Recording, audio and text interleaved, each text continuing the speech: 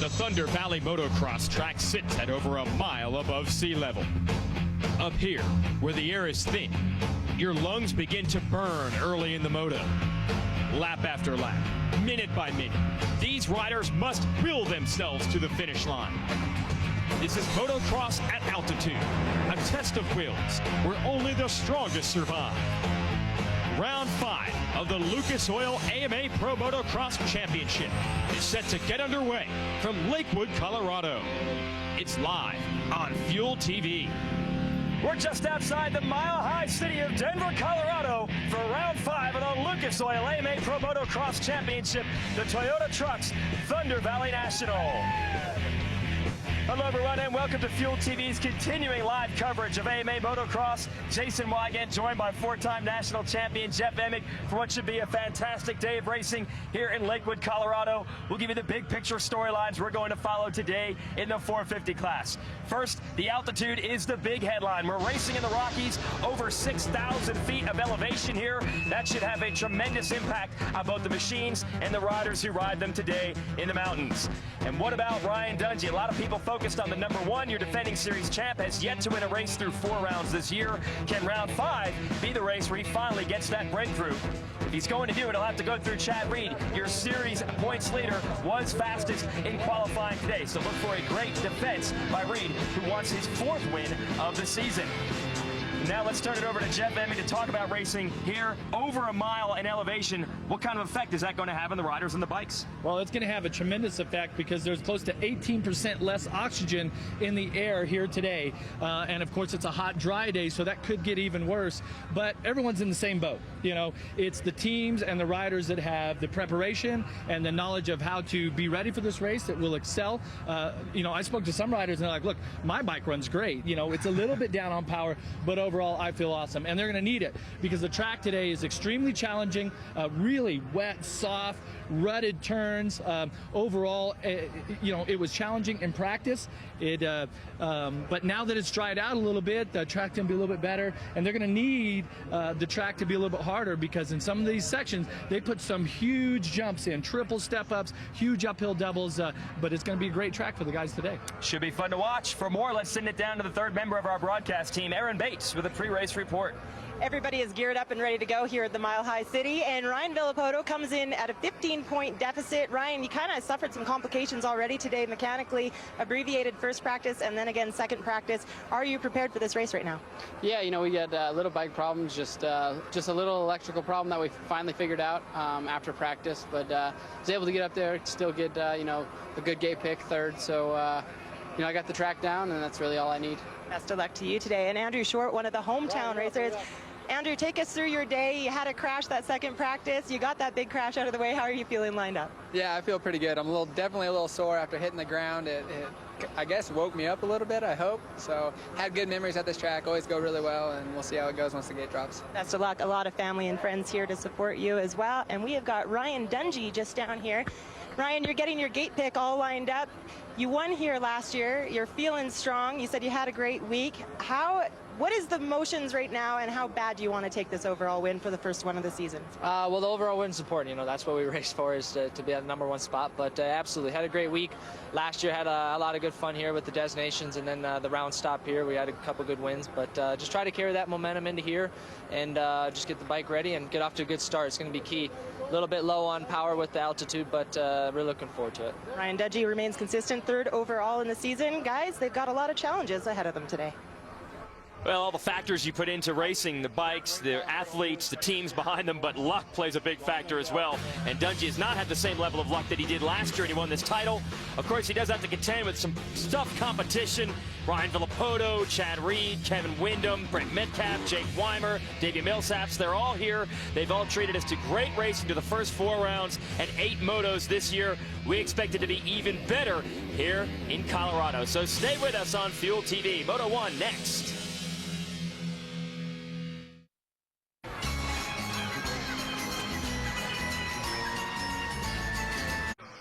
Big talk, big sports, big tunes. Daily Habit, wildest late night party on television. Weeknights, 11 Eastern and Pacific, only on Fuel TV. It's a good show to watch. Great to have Fuel TV hosting live coverage of AMA Pro Motocross all year long. We'll show you how this thing works with our Motocross 411 breakdown. Every weekend we run 2 motos in each class. We're going to show you the 450s right now, and each one of those races lasts 30 minutes and 2 laps. We'll combine the score from both races to determine an overall winner for the day.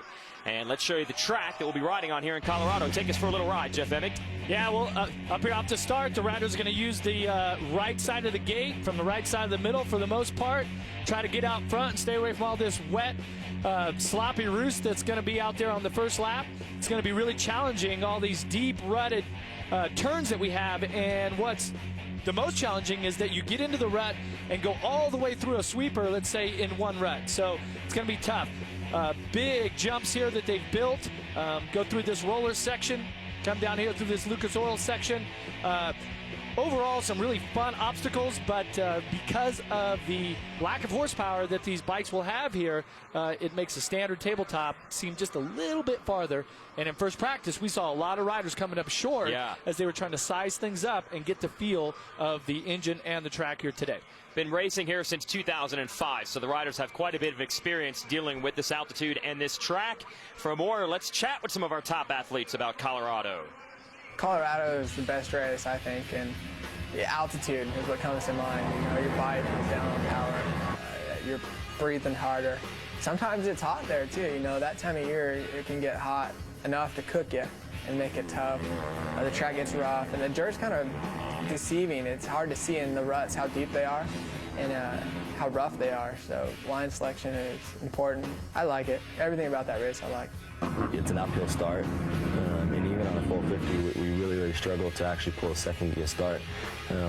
So it really comes down to the teams, you know, putting their effort in, putting their work in to get the best out of the motorcycle. You know, like we use an engine that in typical conditions is just way too gnarly and we can't even ride it, but then you take it to elevation and it just mellows it right out, and you know, we're never, I don't think, satisfied from an engine point of view. We're always wanting more at that race. So Colorado with the elevation, I mean, it slows the bikes down quite a bit, and you know, it's like, all right, how am I going to try to get over this jump? You know, like normally you would be like, no problem, and just the elevation makes the bikes, you know, ride so much different. So I think you have to ride a lot harder to feel like you're going faster or going the speed that you've been used to for the, you know, previous rounds.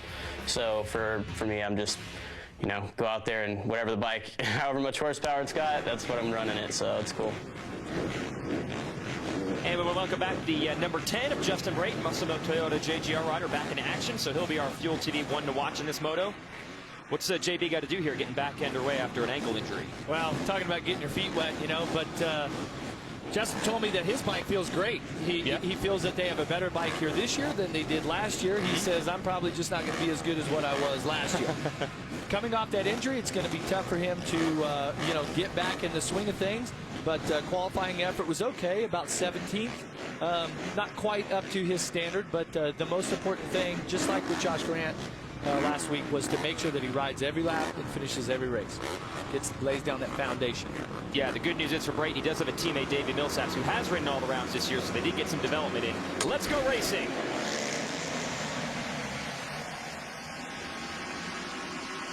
Christian Craig on the 144 and Lucas Oil. Troy Lee Honda's going to grab the whole shot with a feet off the peg to boot, but he holds on. 3 Hondas up there, and it's the reigning champion Ryan Dungey that's trying to spoil that party. Battling with Chad Reed. Those are the 2 of the riders we expected to be up front all year, and especially this afternoon, and they're duking it out. And you can see the track started to dry out quite a bit because it's hot today, not much humidity in the air, but they put down a lot of water on the track, and this first lap is where it's really treacherous in certain spots as these guys are trying to learn where they can go and not go.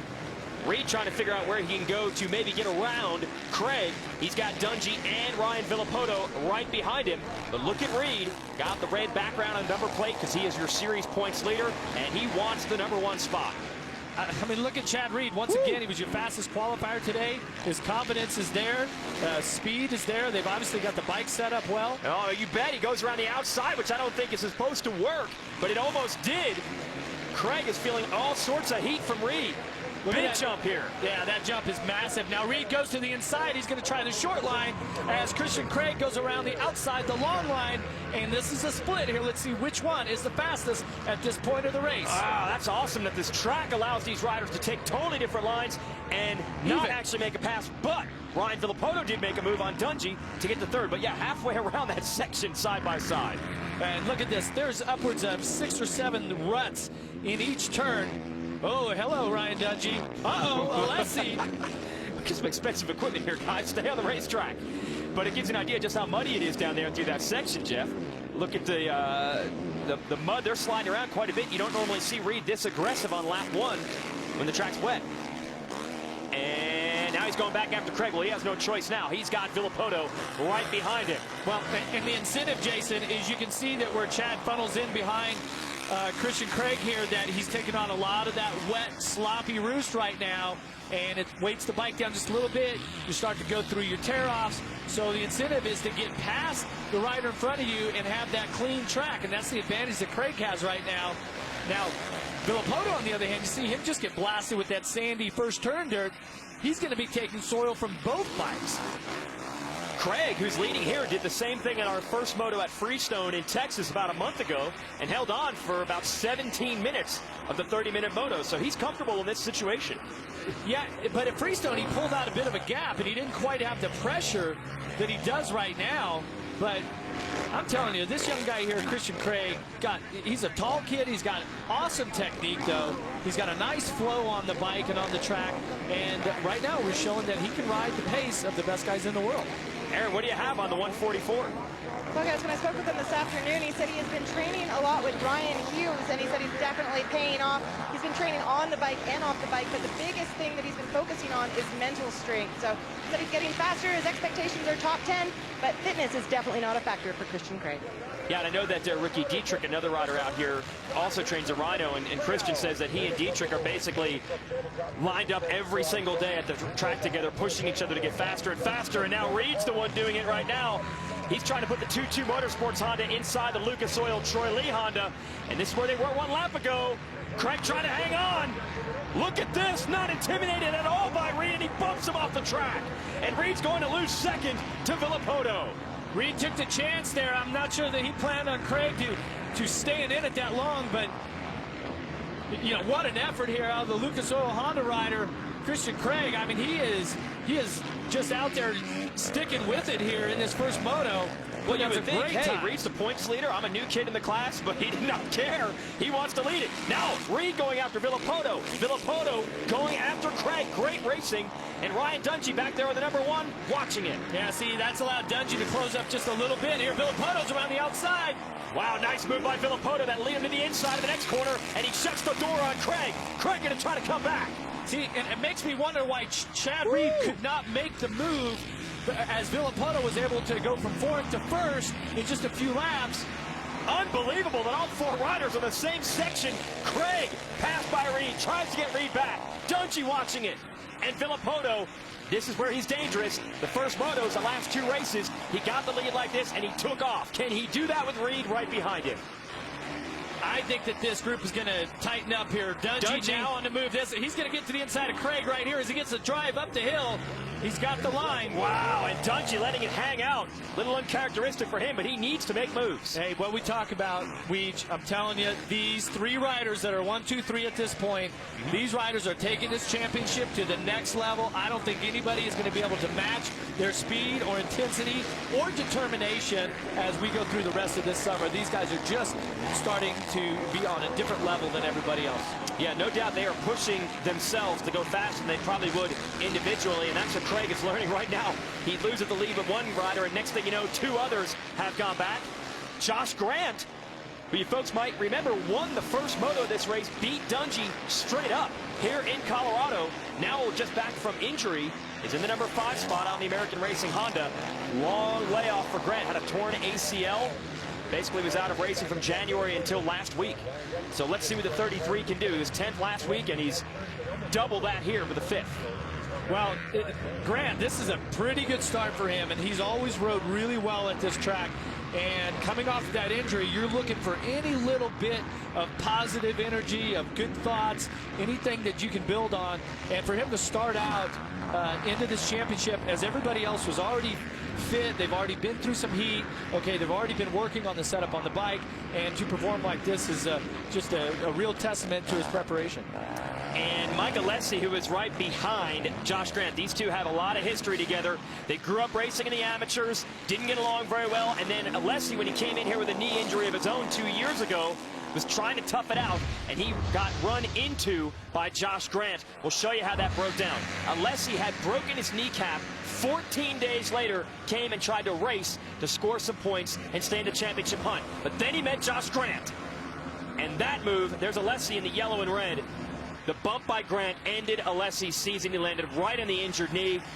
I can't imagine the pain that he was in after that. And, well, those two, they already didn't get along before that one, and it's probably worse now. So there could be some fireworks with that battle for 5th and 6th. We also got fireworks 2nd and 3rd. Chad Reed, Ryan Dungey.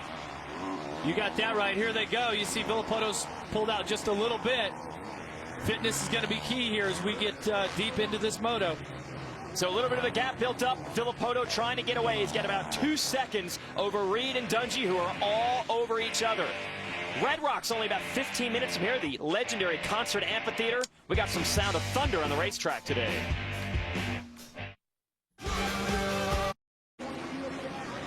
Ryan Villopoto here on the Kawasaki, leading them early in the race day of Lucas Oil AMA Pro Motocross Championship Racing Round 5, live on Fuel TV. And Villopoto's fastest lap was his last lap, so he's getting faster. He's faster right now than he's been at any point in the race, Jeff. Well, yeah, now that the track is dried up, I was waiting a little bit to see, you'll give it a couple laps for this thing to break in. Chad Reed's fastest qualifying time was a 2:11.8, and Villopoto has just put down a 2:10 flat.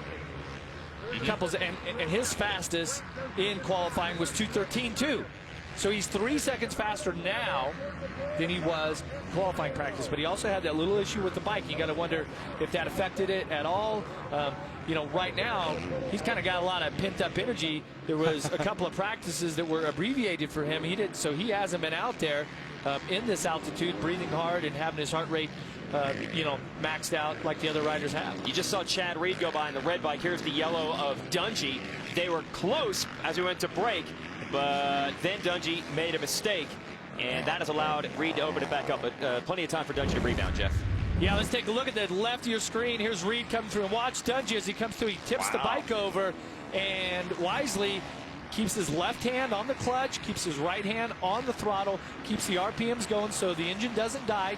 And really, he only lost about 5 or 6 seconds by that little mistake. And you can see, you know, last lap around, Reed was a 2:14 and Dungey was a 2:12. So Dungey was over 2 seconds faster than Reed that lap. Villopoto also went down to a 2:12.4.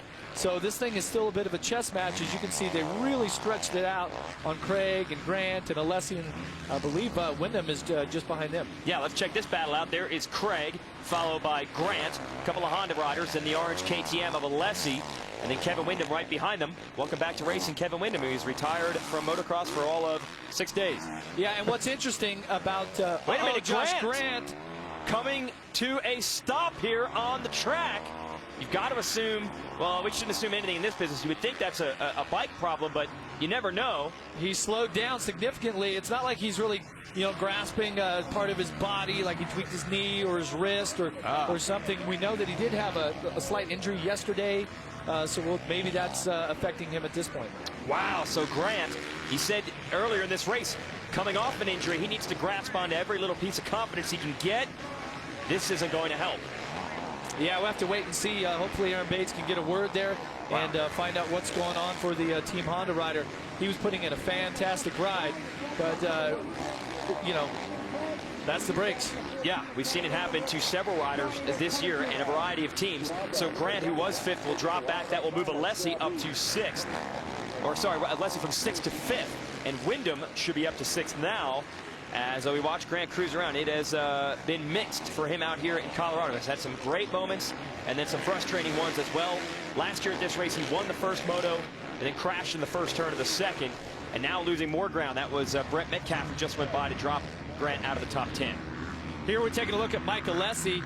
course, he's riding the 450 KTM as opposed to his teammate Andrew Short. He's riding a fuel-injected 350. Now, KTM, you know, on this 450, it's a carbureted version engine. You would think that it would be at a disadvantage because of the electronic control unit and all these great things that are on the bike to help tune it with the timing and the the fuel amount and all this. But this team's done a great job, and this is kind of old school because what they have to do, they have to have knowledge and actually change jetting and hard parts on the bike as opposed to the fuel injected bikes where they just plug in a computer, change stuff on the ECU, and change the mapping on the engine. So. Talking about old school, let's talk about Kevin Windham, who said last week at Budds Creek in Maryland that that was going to be his last race of the summer. And then after a day or two off, he said, you know what? I want to go racing again. So he's here in Colorado. Back out to the lake. Back out to the lake. No, I came back out to the track. Aaron Bates, what do you have on Kevin Windham? Eric Kehoe, the team manager of Factory Honda, informed me right before the moto started that right after Budds Creek, Kevin took a look at him and said, you know what, I think I'm actually just going to keep my gear bag here. And I guess Eric looked at him and said, why? He said, I'll call you this week. So Kevin was extremely happy about that 4th place overall and very happy to be back as well. Yeah, and they said next week they had already made plans for a nice July 4th barbecue, but they might just have to cancel those as well because he's having a good time at the races. And last week, challenge for a podium was 4th place overall. Yeah, but I couldn't think of a better place to spend 4th of July than at Redbud Track and Trail up there in Michigan, right? I think the Windham family agrees with you on that. And now I get it, Jeff. Yeah, he's decided to spend some time at the lake. Lakewood. Lakewood, Colorado. Yeah. And, you know, Windham, I mean, he's been around forever. He rode 125s. He rode 252 strokes. He has to have ridden a 250F sometime, right? Didn't he ride for He tried that a couple of years ago for fun. So he's ridden a 250F and also the 450F here. So, and he's been all over the place. He knows jetting. He knows ignition mapping. He can do it all. 33 years old, turned pro in 1994, which, to give you an idea, we have some riders in our 250 class that will be coming up later that were just barely born at that point. Kevin Windham is out there still racing and racing well. He is in the number 6 spot behind Alessi, who was 5th. We catch back up at Ryan Dungey, and as you mentioned, the lap times of Dungey were faster than Reed's, and look at this, he is now back in sight. Yeah, and the real story here, Villopoto just crossed the line at a 2:18.6. Wow. 8 seconds slower than his fastest. Reed was a 2:15, so he's dropped off the pace, but Dungey's still at a 2:13, and that's why these riders are closed up. And we'll really try to focus on what Dungey is doing here on the bike, drawing better lines on the track, carrying his momentum through the turns better, what he's doing to drop that lap time, and for sure that will be the fastest one last lap around. Aaron is in the Honda pits with Josh Grant. Aaron? Disappointment and frustration for Josh Grant. Josh, you walked your bike back here, and it didn't look as though you actually crashed. What's going on? I mean, I had a crash in practice that kind of hurt and tweaked my knee, and I don't know. I figured I'd be all right, and I don't know, just stuck it out in a rut and ended up popping out. So I don't know what's wrong. Tough break for Josh Grant. Filled with emotion right now. Man, all right, so it's not a mechanical problem, it is a body problem. But just explain that, Jeff. You know what it's like, the pain of this sport sometimes, the downside. Well, I've been fortunate that I haven't had a knee injury like that, but I can see the frustration. You can tell there's a lot of emotion right now as he's trying to get his career in. Our careers are our lives. Our whole lives and our families revolve around it, you know. This is once again another setback for him, and he's looking so good here today. All right, Dungey has caught Reed, so it is on now for 2nd, and we might see a switch real quick. Although Dungey was unable to get the drive over that jump because Reed was right in front of him. Oh, a mistake by Reed. Feed off for Reed. He's trying to ride the short line. Blocked out. And look at Dungey. He's starting to search out some new grooves, but I believe he's going to lose a little time on that one. I cannot believe how rough this track is, though, Jeff. They're trying to find the smooth lines into the corners. There aren't any. And that exchange, Reed actually came out on top of that one, pulled away just a bit. But the way Dungey caught him over the last 2 laps, you've got to think the number 1 can get back to the number 22. Well, this season, these motos have been flip-flopped. And it's just crazy because Villopoto here the last couple weeks has been great in the first moto. Second motos haven't worked out as well as the first one. And Reed has kind of been the opposite. He's gotten better as the day's gone on. And Dungey has kind of been the benchmark. He's kind of always been there consistent. But Dungey needs a little extra something right now. He's good, not great. And he needs, you know, if he wants to go win this moto, get past Chad Reed, you know, I mean, he's so close, and that percentage of just whether it's the bike setup or his effort, or whether he just needs to hang it out a little bit more. I mean, he's right there. This is definitely an incredible moto that these guys are putting in, because they're so evenly matched. Well, it's been the story of Dungey's season. In the indoor Supercross battle, 17 rounds, he won 1 race, but was on the podium more than anyone else. And that's kind of the situation here. He's been consistent, but he's still looking for a victory. It's a gold rush train here. Go pioneering in the West. We'll see who wins when we return.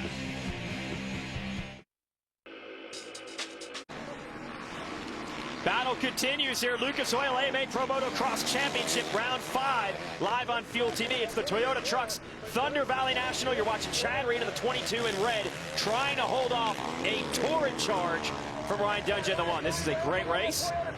And folks, stay tuned for a special sneak preview of the new Fuel TV Fall Series Strangers in Danger right after this race. So just keep us locked in all afternoon. Kind of like the way Ryan Dungey's locked in on Chad Reed. Still cannot make the pass, Jeff. Wow, and Dungey is working so hard. He is expending so much energy on a day that you're going to need to conserve it. I'm questioning whether or not Chad Reed either just does not have the rhythm and the speed that he had in practice, or if he is actually just trying to conserve his energy and just ride at his pace, not letting Dungey dictate the pace to him. Well, I can count back several motos this year. We have seen Dungey get right to the rear wheel of Reed, and Reed shake that pressure off.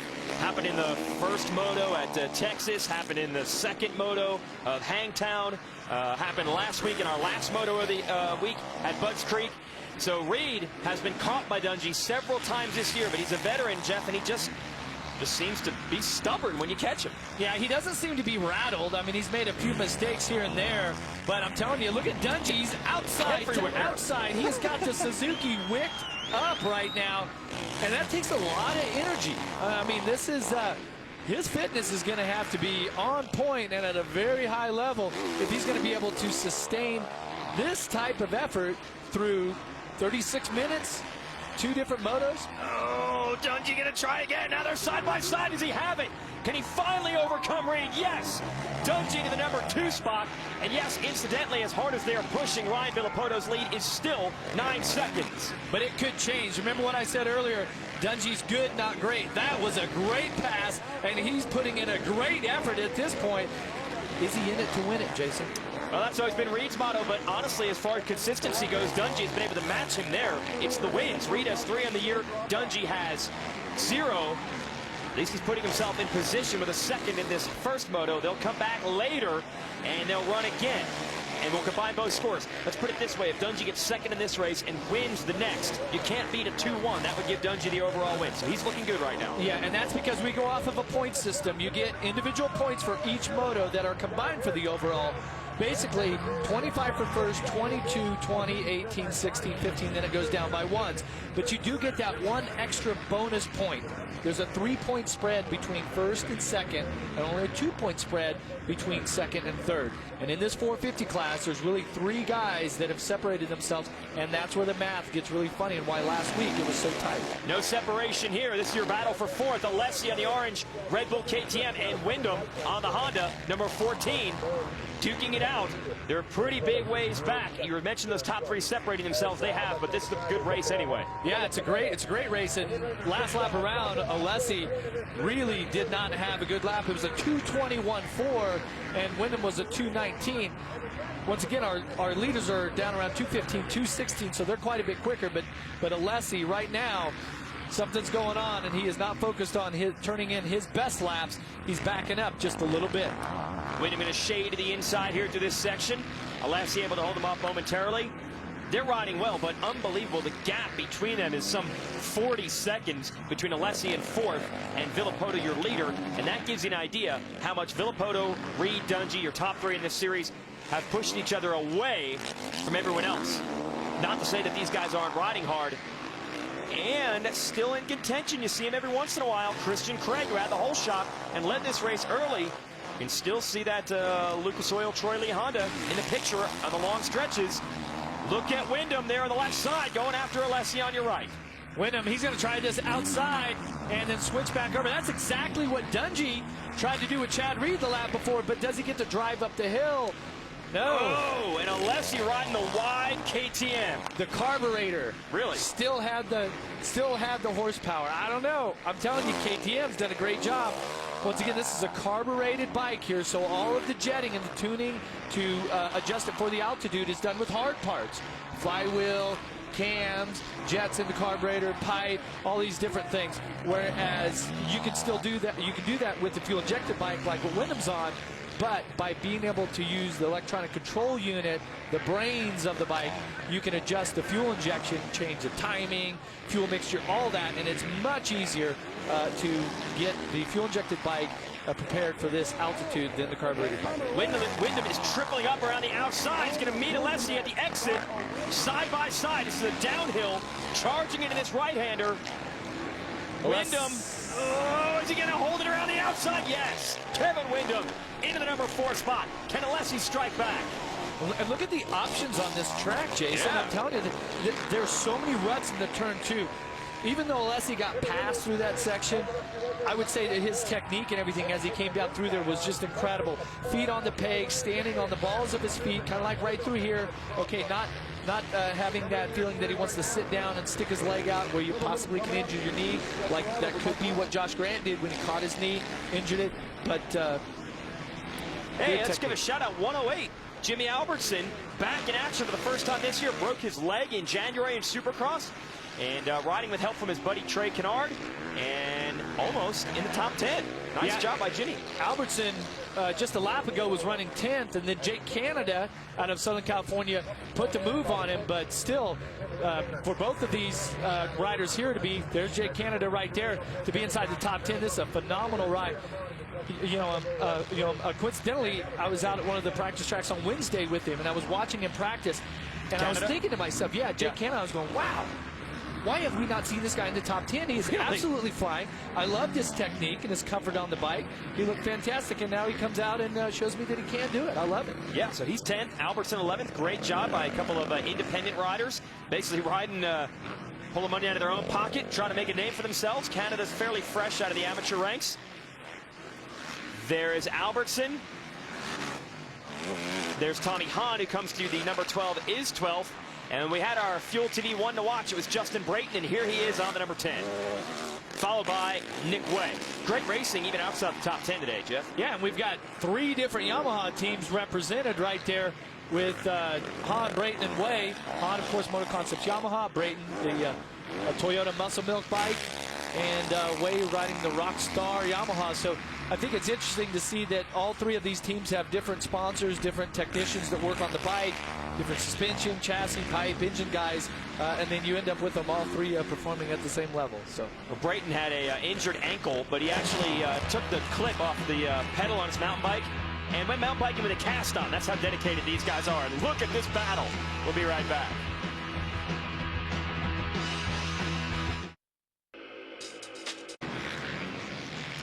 Lucas Oil AMA Pro Motocross Championship continues live here on Fuel TV. You're looking at your leader of this Toyota Trucks Thunder Valley National in Colorado. That's Ryan Villopoto, kid out of Washington.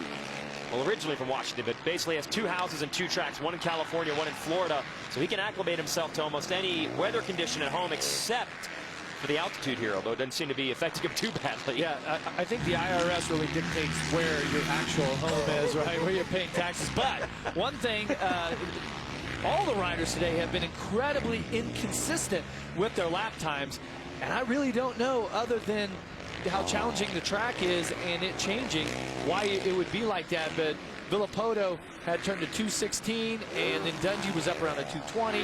Right now, Villopoto turned to 218, and Dungey was back down to a 215. Reed, though, the last couple laps have been a couple of 220s and then a 221. That puts him, ironically, 22 seconds behind the leader at this point. Well, Jeff, when Dungey caught up to Reed, and remember Dungey had tipped over, so he had to make up some distance. We see Villopoto pulling away from them as your leader. But when Dungey got to Reed, Jeff, you were kind of shaking your head, seeing, was there something you saw on Reed's technique or the lap times? He just didn't seem as aggressive as he was early in the race when he was going for the number 1 spot. Well, I mean, that's the story. Yeah, it just looked like that, probably a lot like last week, where he says, hey, I just didn't have my rhythm down. On the flip side is Ryan Villopoto. See how nasty that is? I can't explain to you guys how difficult that is to balance the bike and go down through there and keep your momentum up and try to go as fast as you can. This is the type of track and the type of technique and skill that is needed to excel here, and I believe that Ryan Villopoto is one of the best ever. Not even this year. I'm not just saying this year. And only time will tell as he goes through his career, and if he can rack up multiple 450 championships to go with his 3 250 championships, if, you know, maybe he'll be close to Ricky Carmichael's record of 10 motocross championships. You know, I don't know, but I know that his technique and his skill here is some of the best I've ever seen, and that's why he's now pulled out 8 seconds on Dungey and you know, a little over 20 on Chadley. And Dungey is riding hard back there at the number 2 spot. He's charging. You were talking earlier about how much energy that Reed and Dungey were using to go that fast, and despite that, Villopoto was stretching his lead. And what'll be interesting, let's take a look at this lap. He's coming by the finish line right now. So 2:18 last lap around, 2:18.5, so he's backed off the pace. So now he has that 8-second lead where he knows where he's at. He's been in this situation a million times.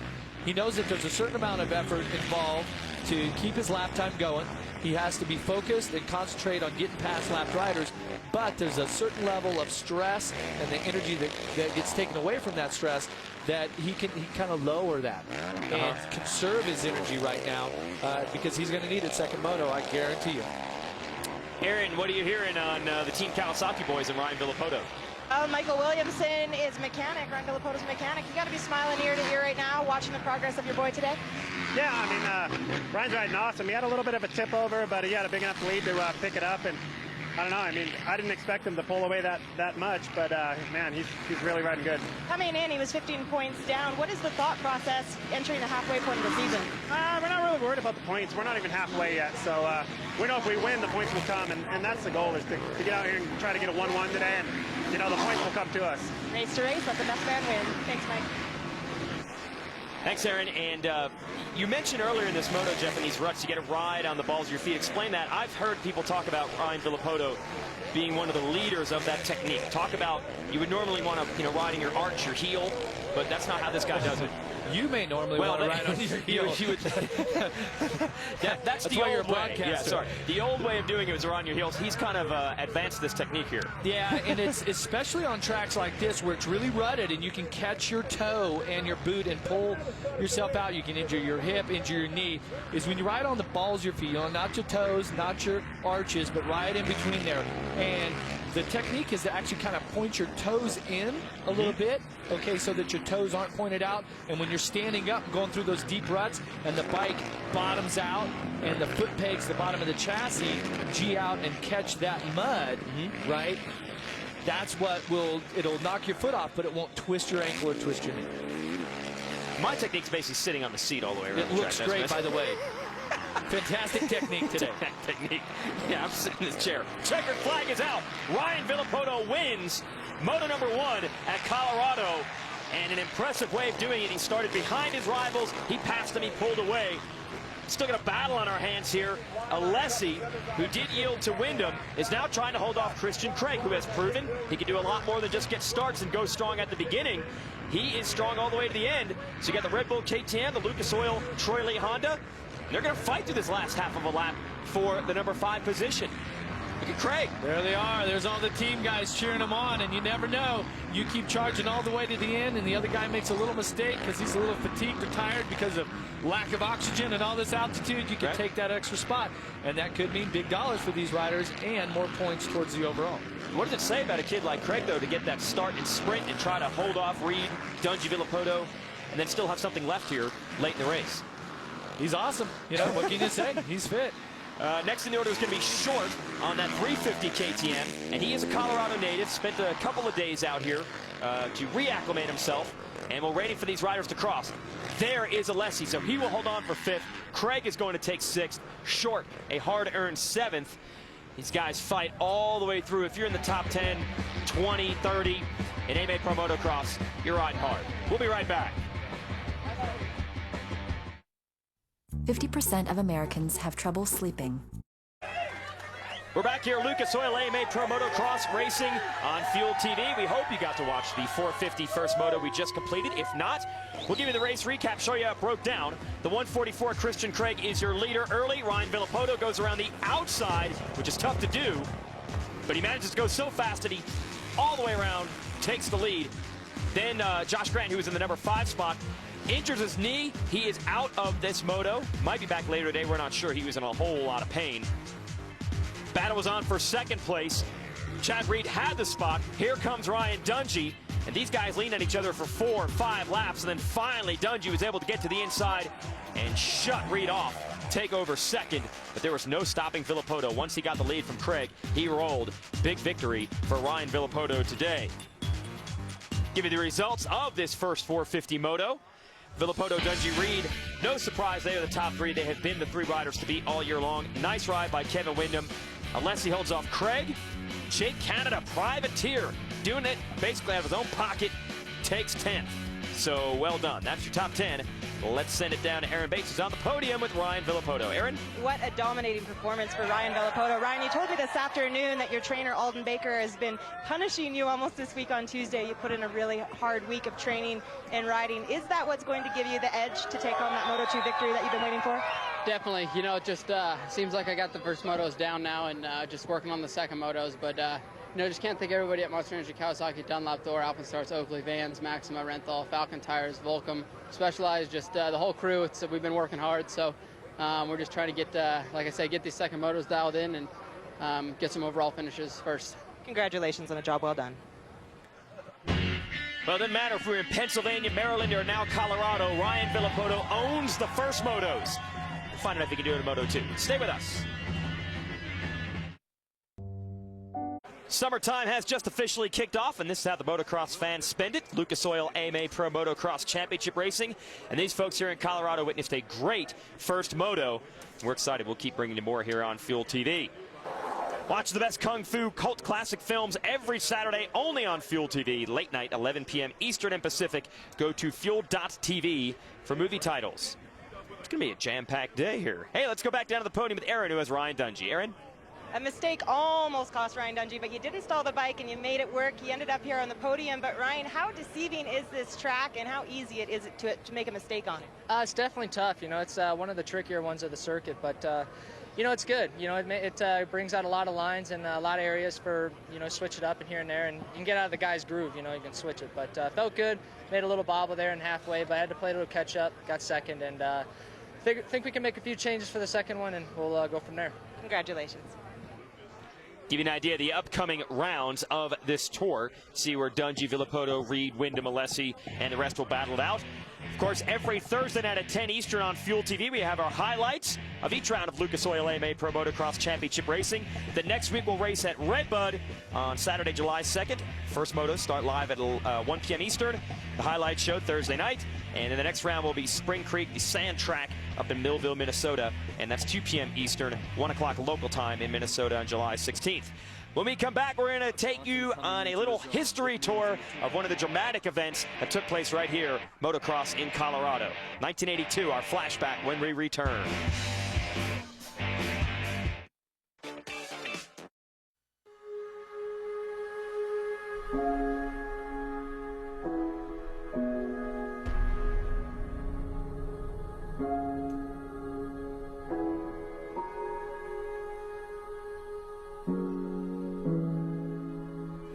'82 saw Johnson coming into his own with wins in the 250 Outdoor Nationals and a deciding race in Castle Rock, Colorado against Honda's Donnie Hansen.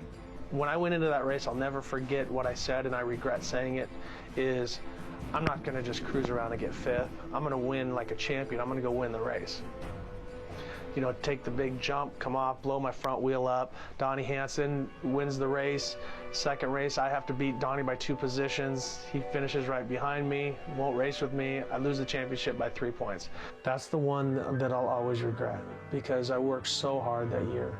Broke my heart, broke my dad's heart, broke my mom's heart, broke a mechanic, broke everybody's heart, except Donnie Hansen and Honda.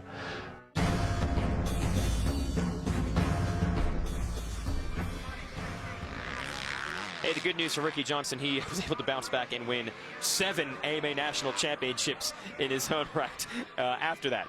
Meanwhile, the next generation of Ricky Johnson, Donnie Hansons, and the rest will be coming up next, our 250 class, and we'll be providing the coverage, of course, live here on Fuel TV. These are the up-and-coming stars on the smaller bikes, which will presumably be affected by the altitude even more than the big 450s that we just saw race. So that should be interesting.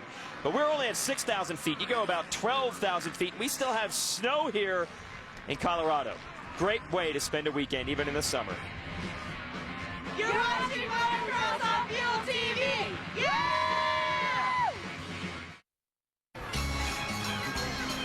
In all of the world, it's Lucas Oil AMA Pro Motocross Championship Racing. The 250 class is always wide open, it's always exciting, it's always unpredictable, and we've got the first moto of that division coming up right now live on Fuel TV. Definitely going to be exciting to watch, so don't go anywhere. Fans are fired up for this. We just completed our 450 race in Lucas Oil AMA Pro Motocross Championship Racing. Now on to the 250 bikes. Young riders, smaller machines that will definitely be starving for horsepower up in the thin air of Colorado. Give you the big picture storylines. Tyler Rattray, the veteran from South Africa, leads the Pro Circuit team and the series in the point standings, but it's only by a very, very small margin. More on that in a moment. How about some privateers breaking through? Darren Durham, Double D, running on a shoestring budget, but running with the big budget factory teams on the track. Very impressive what Durham has done so far in 2011. And this man, Dean Wilson, was the fastest rider in practice. We mentioned that Tyler Rattray's points lead is small. Wilson only 4 points back of Rattray, but he's yet to win an overall victory so far this year. So could today be the day for the number 15? What are you thinking as we go racing here, Jeff Hemming? I'm thinking that it's going to be a difficult day, and it all has to do with this altitude, because for every 1,000 feet above sea level, in elevation, you lose close to 3% of oxygen. Okay, so less oxygen when you breathe makes your heart rate and your respiratory rate increase. What also I found was interesting is that at about 6,000 feet, your body exhales and perspires twice as much moisture than at sea level. So there's all these different things. You see right there that number 6182.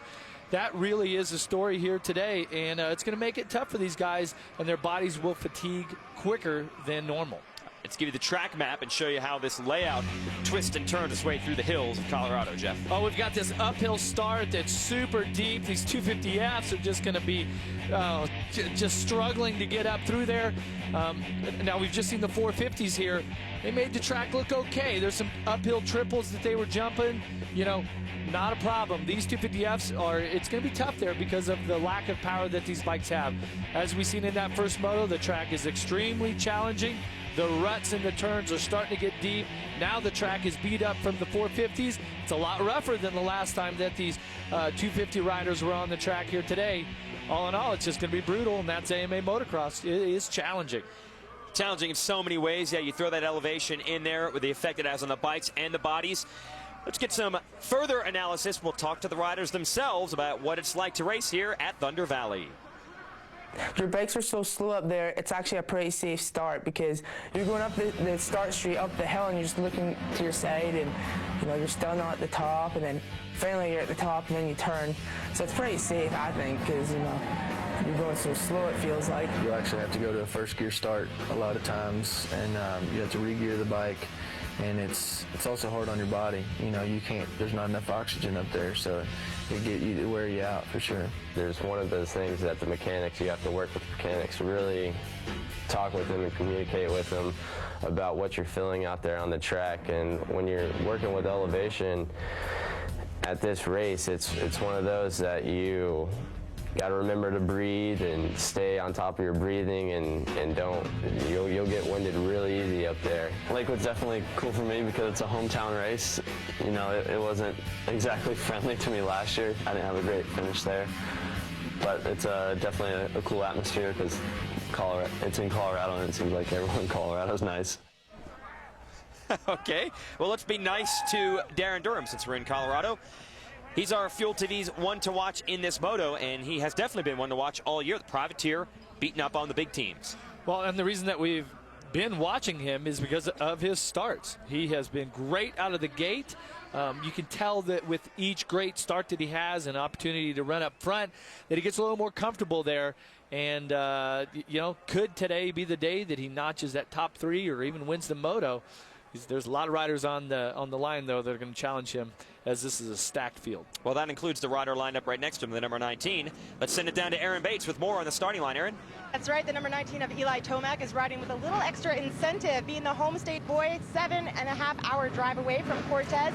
The incentive is if he gets on the podium today, the team will upgrade his rental car next weekend. If he wins and a flight is over 2 hours, then they're going to upgrade him to first class. So Eli Tomac, he's got a little motivation ahead of him today. That's all it takes? Wow. Or we'll keep the budget down for the team. Yeah, or the 20 years of flying that I have. I like to go first class every week.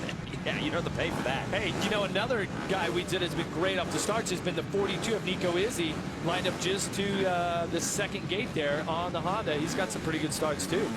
Yeah, Izzy and Durham have both shown that the privateer bikes, the independent teams, can mix it up with the factory-back efforts. Izzy just hasn't been able to carry it all the way to the finish, but maybe today's the day. It's in his 30-second card. Once the Rockstar Girl turns that thing sideways, and that means we are less than 30 seconds away from going racing. And then the riders will focus on the starting gate. When that thing drops, they'll go. If you go early, you get caught. No bueno. Yeah, that's not the way you want to do it. And Tyler Ratcher, mentioned, is your series points leader. So you'll see the number 28 will have the red number plate background on his bike. His teammates Dean Wilson and Blake Baggett right behind him in the series. Yeah, and he's got 2 moto wins as opposed to his teammates Wilson and Baggett, which have 3 each. Let's go racing in the 250 class, Colorado.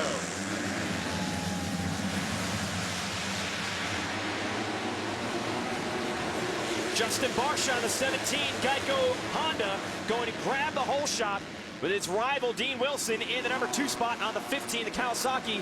And I believe that's another lightning fast start for Durham, who is 3rd. That's what you're talking about, Jeff. Let's see if he can get to the inside, though, because it looked like Yamaha rider of Swanepoel again with a good, solid start, running 4th. Yeah, that's the blue bike, the 387, and he's trying to get around Durham for 3rd. He's got the 35, Kyle Cunningham right with him. And then it's Blake Baggett on the inside of 57. Look at Wilson on the 15 going after your leader, Barsha. Okay, now look at this little double right here. Those 250Fs are struggling with that roller and then trying to get the power just to jump a 30, 35-foot double. Okay, this is going to be a tough track for these guys because of the lack of horsepower, because of the elevation. But look at the ruts coming down through there. I'm telling you, just treacherous. Great racing for a moment. Durham was passed by Swanepoel. Now Swanepoel passed back by Durham and the 35 Cunningham. So that'll move Swanepoel from 3rd to 5th just like that. That's the type of excitement we expect in this 250 class. And look, just behind Baggett there, Izzy with another top 10 start. And he was getting bumped around out of the gate. Look at this. Cunningham on the blue, trying to get around the red of Durham. Martin Davalos, Rockstar Suzuki man, already out of this one. The good news is he's pushing it downhill to get into the pits. He didn't look like he had any mud or dirt on him right there. That could possibly be a bike failure. We'll have to follow up with that. Wow, this is close competition early in this first 250 moto. 10th, 12th, 14th, 15th place. These riders are all right on each other. There's no break in this battle at all. That's the 250 class, you know, and out front, Barsha here, he's been suffering from mono. Illness has, you know, kept his training and riding to a minimum. Says he's only riding on the weekends, just conserving his energy and trying to rest up. That's what the doctors have ordered him to do. But by doing that, look what happens with Barsha. He's fired up, grabs a start, and wants to just lay it all on the line here in these 2 motos. Yeah, he's, like you said, put a little distance between himself and Wilson. Then it's Durham, and now Baggett up into the number 4 spot. Nico Izzy, who we did see up there early, is not going to be up there now. A little trouble. Watch that, Jeff, on the bottom of the screen. Yeah, there's some rollers when you come from this side of the track on the right, and then you get through there. It's really easy to get cross-threaded. We were actually standing there during one of the qualifying practice and seeing numerous guys have problems and go flying off the outside of the track there. Nico didn't go off the outside. He kept it between these yellow track markers, but he hit the mat. Uh-oh, here comes Blake Baggett challenging Durham around the inside. He did not double the big jump downhill, and that might allow Durham to hold him off, at least for the moment. Here's Baggett on the 57, going to try to fight back. No, Durham is still 3rd. Here we go. Baggett, one of the lighter riders on the track, weighs around 130, 135. Dean Wilson was telling me he's right about 155, 160, and Rattray is up into the 160s. Not sure what Tickle, their other teammate, weighs, but if you think about it, on a day like today, could Baggett have the advantage by being 20 or 30 pounds lighter?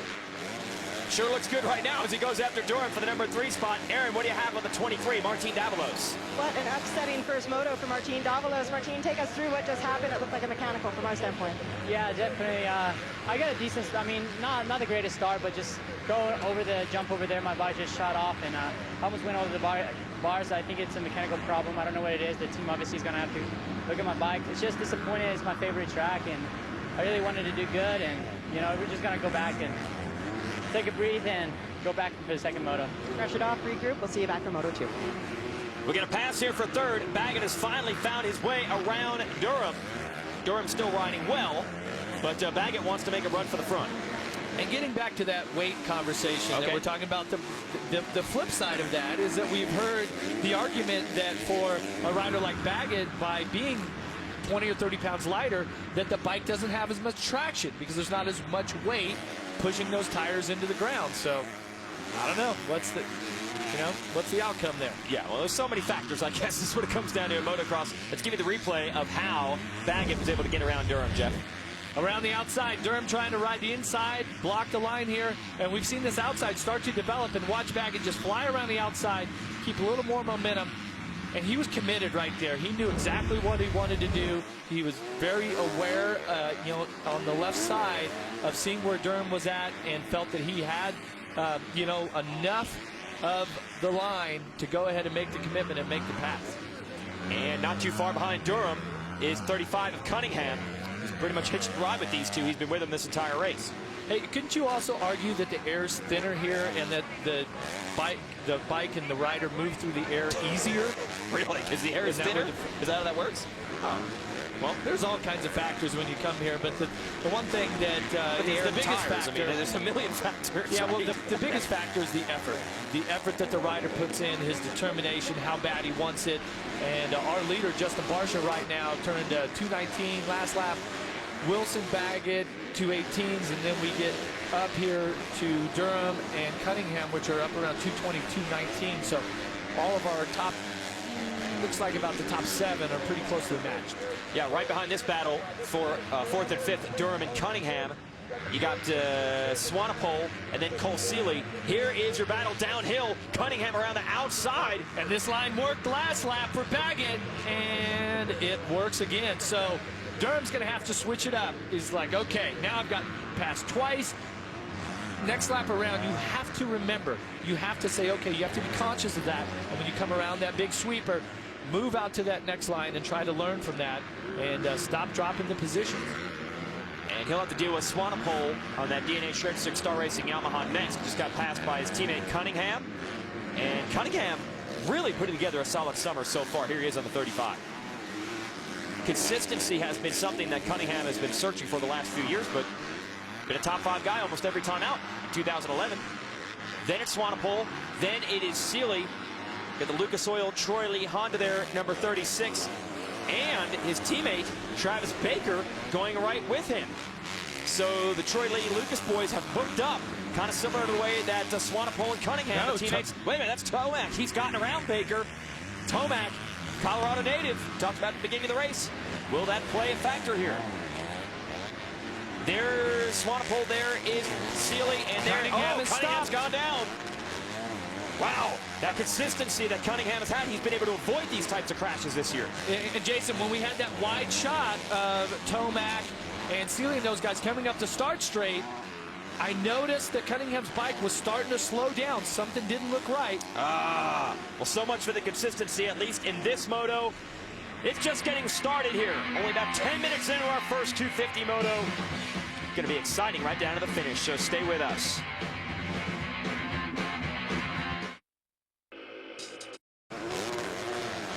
We're back. Justin Barsha leading the way of Lucas Oil AMA Pro Motocross Championship 250 class racing.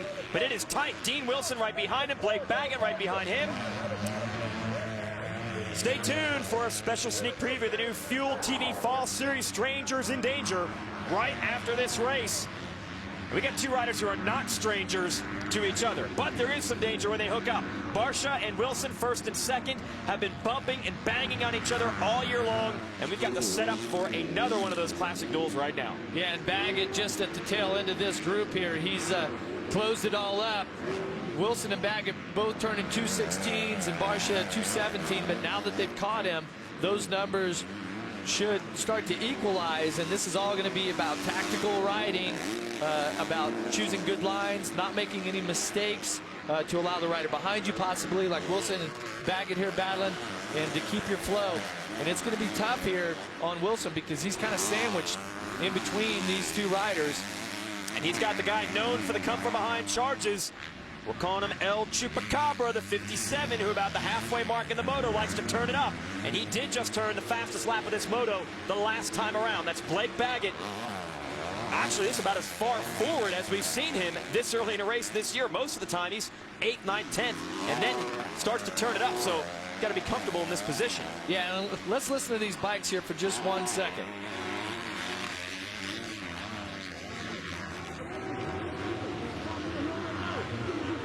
As they come through these sections, it's really obvious that these riders are just revving these bikes. RPMs are much higher than normal. There's Wilson to the inside. Whoa, just like that, Wilson able to strike. No one has been able to make that inside line work. We've seen a lot of passes around the outside. Just like that, Wilson into the lead. Will Barcia be able to strike back?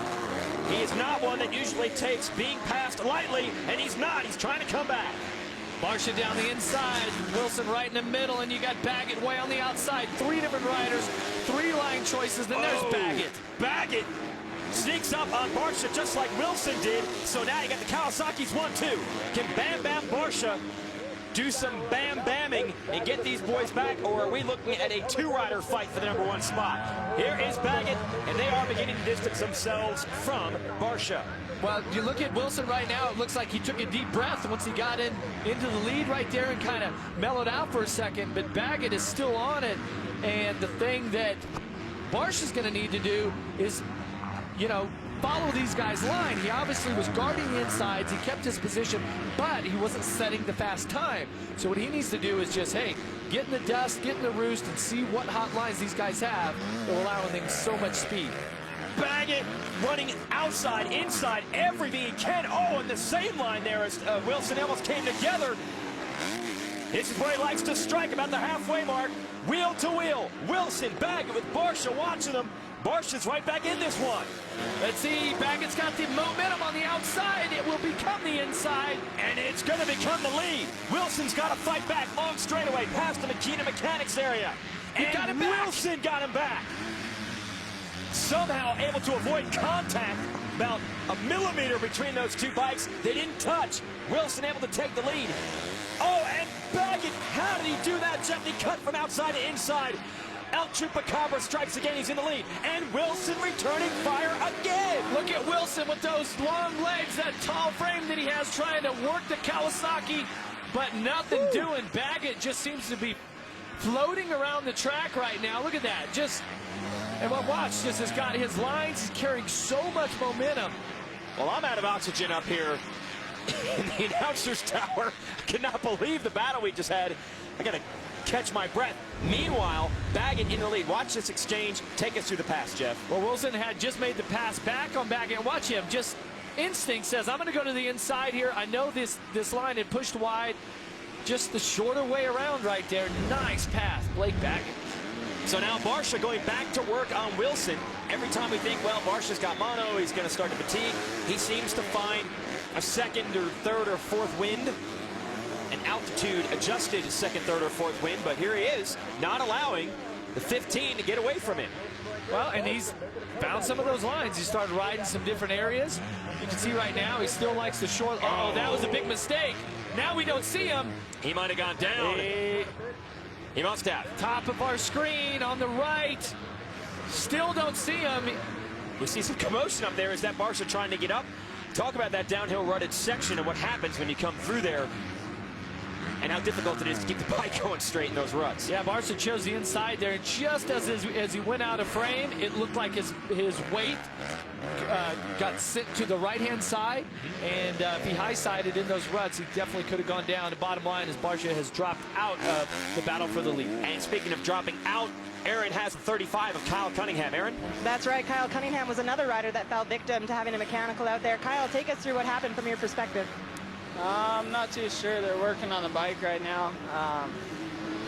It was early in the race. I think we were like on lap 4. And I just passed Durham for 4th and made my way back up on the Baggett and Dino, and just came around right here after the finish, and the bike started cutting out to where it was shutting off. So I guess we'll regroup and try and get it fixed and go out and do good in the next moto. Could have been a number of different things, Jason. One thing that I do know is that the tuning for the motorcycles here, what they're trying to do with these 250Fs is squeeze all the horsepower out of them that they can. You know, did they have the bike leaned out too much? Did they use a different cam timing? Something. Well, let's take a look here at Barsha. Yeah, he definitely was off the bike as you see him jumping around. Wow. Look how far he flew off the bike. I mean, he was a good 10 or 15 feet past the bike. Well, the hills are deceptive. The camera doesn't always show. When you get off on those downhill sections, you're going to go tumbling. Meanwhile, Barsha's teammate, the 19 of Tomac, has caught Darren Durham in a battle for the last podium spot. That'd be 3rd place. So another matchup between the independent Honda, the 1110 mods machine, which is put together basically with a couple of buddies in a shop in Pennsylvania, and that's what Durham's riding. And then on the inside, you got the 19 of Tomac, and his machine is the full factory Geico Honda race bike. And right now, new line. Wow, where did that come from? Tomac takes 3rd, and nicely done. Yeah, he kind of jumped from that. That's kind of a split section, and he kind of went from the middle, made that left, and then jumped out to the right. Wow, nice move. Oh, see, he gets a little high-sided right there as he went down and his weight got to the right. Durham tries to retaliate up with that move. Yeah. Not able to make it happen, but man, these ruts are unforgiving, eh? Oh, it's so brutal. And this is where your technique, if you can be strict with that, it will make your day so much better. Sometimes you see these guys in the ruts, they start to drag their inside foot instead of having the inside foot up and in front of them, in front of the handlebar, okay, and kind of up by the front fender. When your technique starts to break down, you start to drag your feet behind you, and then that wants to tear you off the bike, okay, and so then your core strength gets taxed as you're trying to hold yourself onto the bike. Yeah, it's difficult. Watching the 387 of Swanepoel, who has caught Barsha, who has recovered from that crash. So now they are 5th and 6th. There's Barsha 17, Swanepoel, followed by Cole Seeley. So a nice mix of different brands, different teams here, duking it out. Even different countries. Hemispheres. Yeah. But speaking of different countries, Swanepoel, South African, is in 6th. Where is our points leader, Tyler Rattray? He is 9th. The other South African rider really struggling so far in this moto. And Rattray is normally known for his consistency. In 9th place, not what we expect from your series leader. Go back to this battle here with Swanepoel trying to get Barsha for the number 5 spot. So a couple different stories to follow right now as you watch these riders battling. You got Dean Wilson in 2nd, but if the moto ends like this, Wilson will take the championship lead over from Rattray. But 10 minutes and 2 laps to go in the altitude. These guys are going to get fatigued. Rattray's got time to make up ground, especially if Barsha and Swanepoel here slow each other as they continue to steal lines, battle, try to make passes. It's a 250 class. What do you expect? There's always a good race going on. Stay tuned.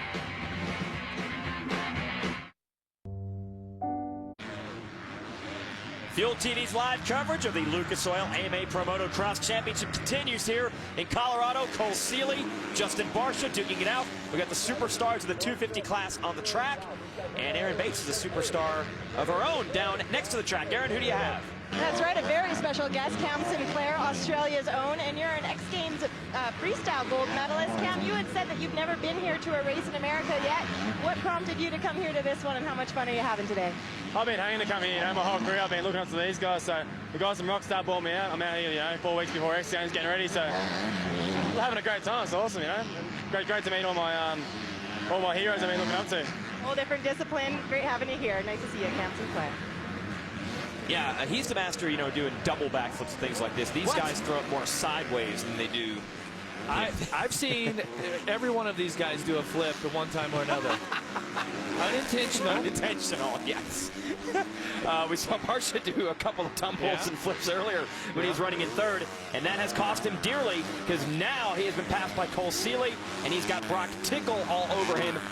Tickle is 8th, Barsha is 7th, and even if Tickle gets by, Travis Baker, Tyler Rattray, they are not too far behind. That is what makes this 250 class so interesting. You can go back, what, 15, 20 spots, and these guys all run the same pace. Now, the point where right here at 28, Tyler Rattray is at right now, the gap, each position that he potentially can pick up is worth a point.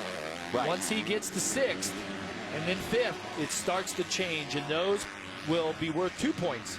So, big incentive right now for Rattray in the whole, you know, landscape of this championship.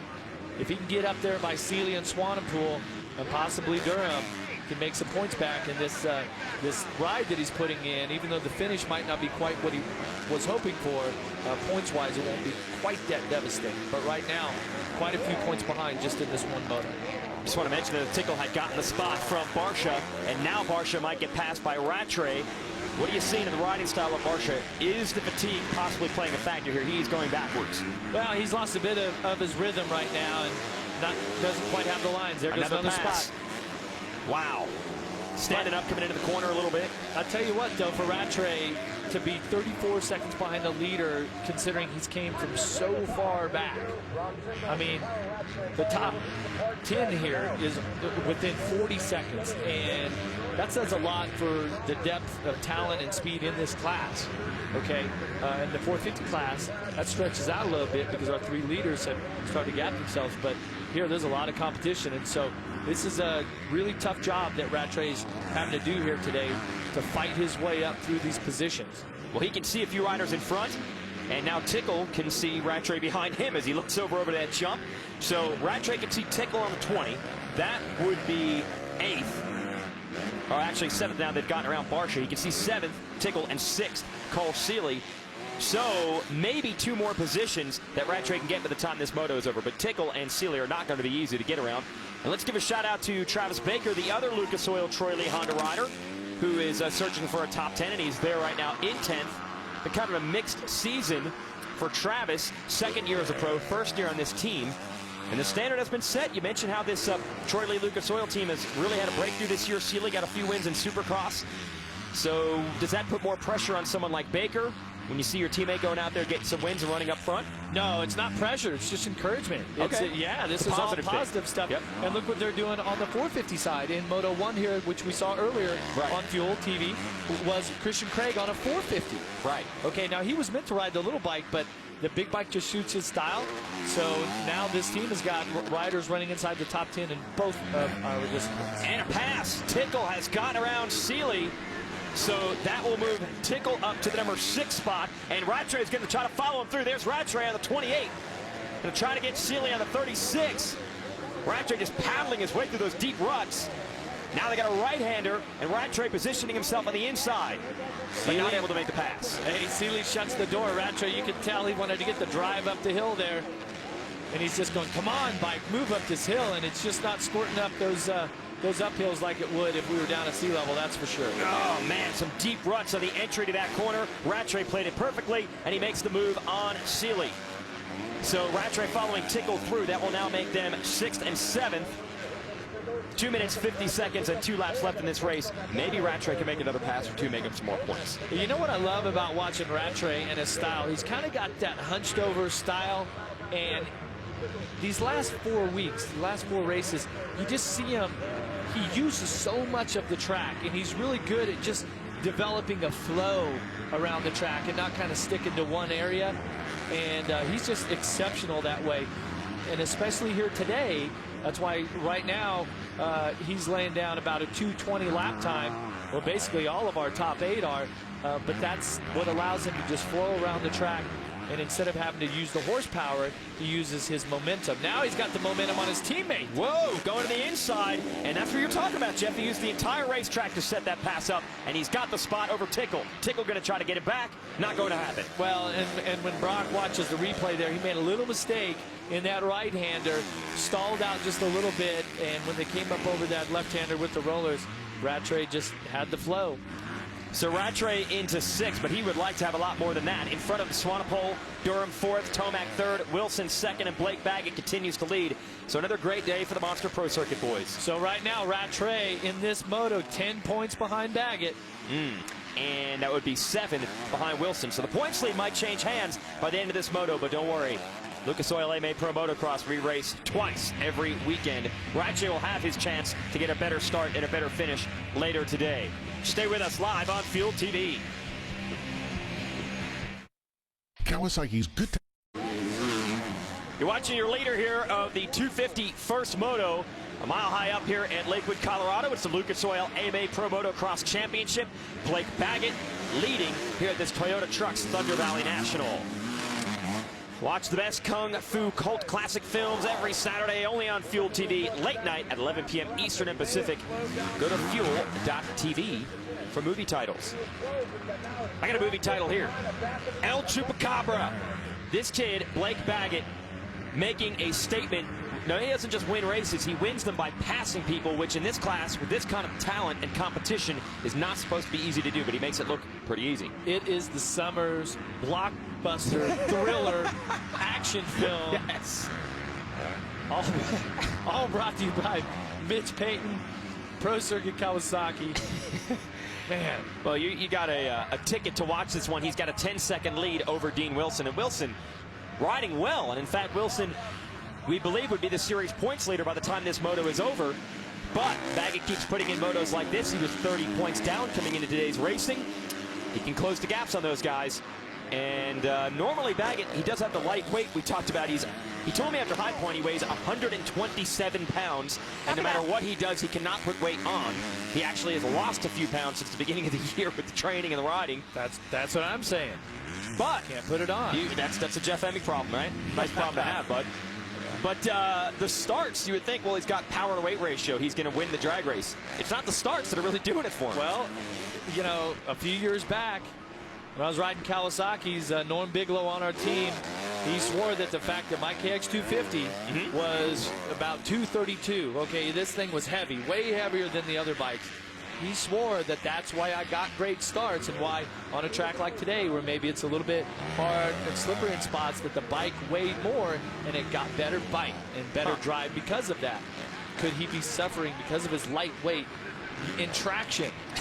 He's not getting the traction.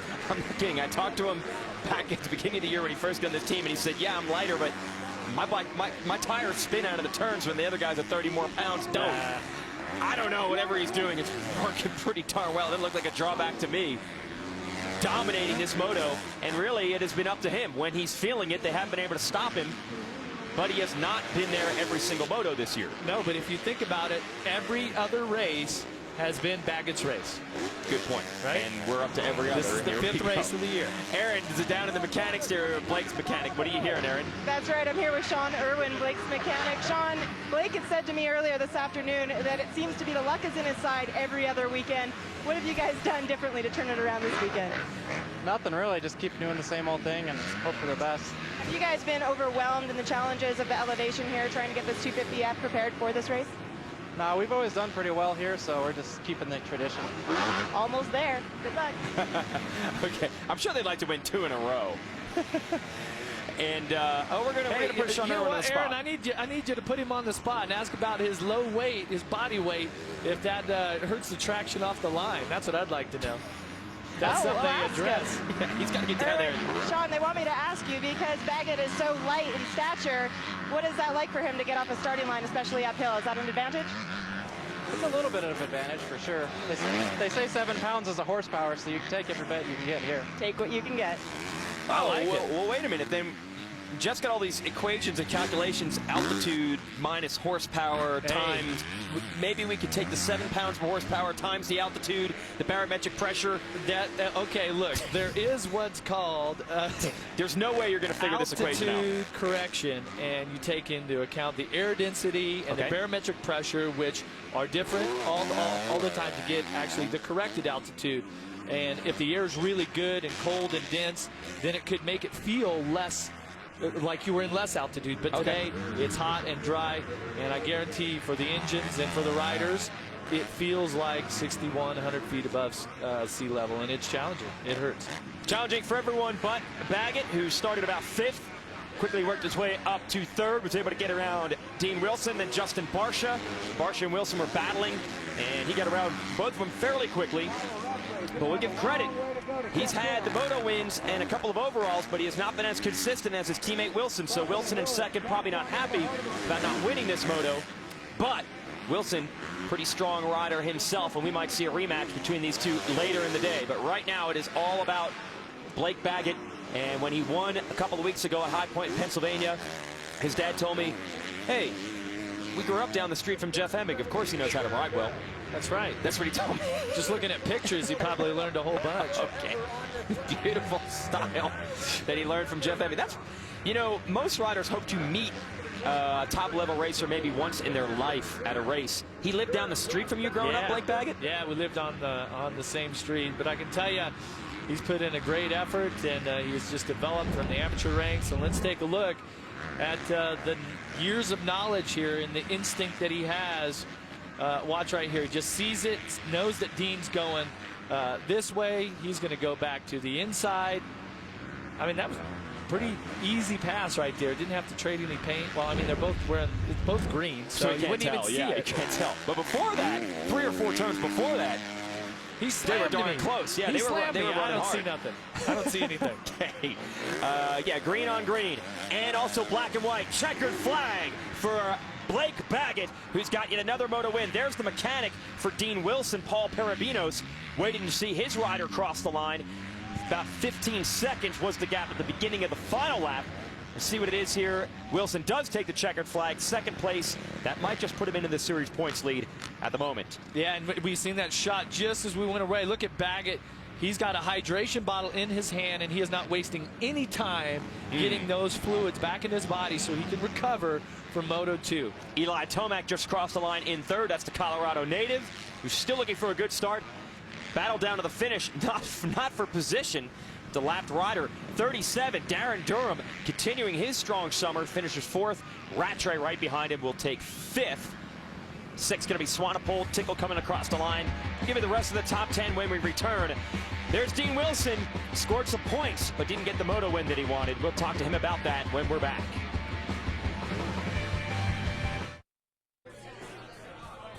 Dirty mouth, huh? What have you been up to?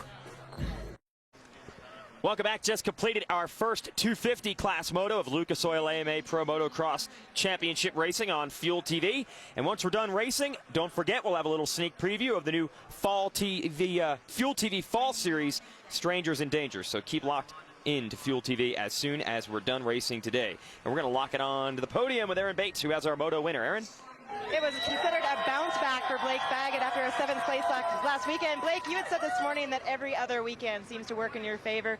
What is it that you're going to do to turn that theory around? I really don't know.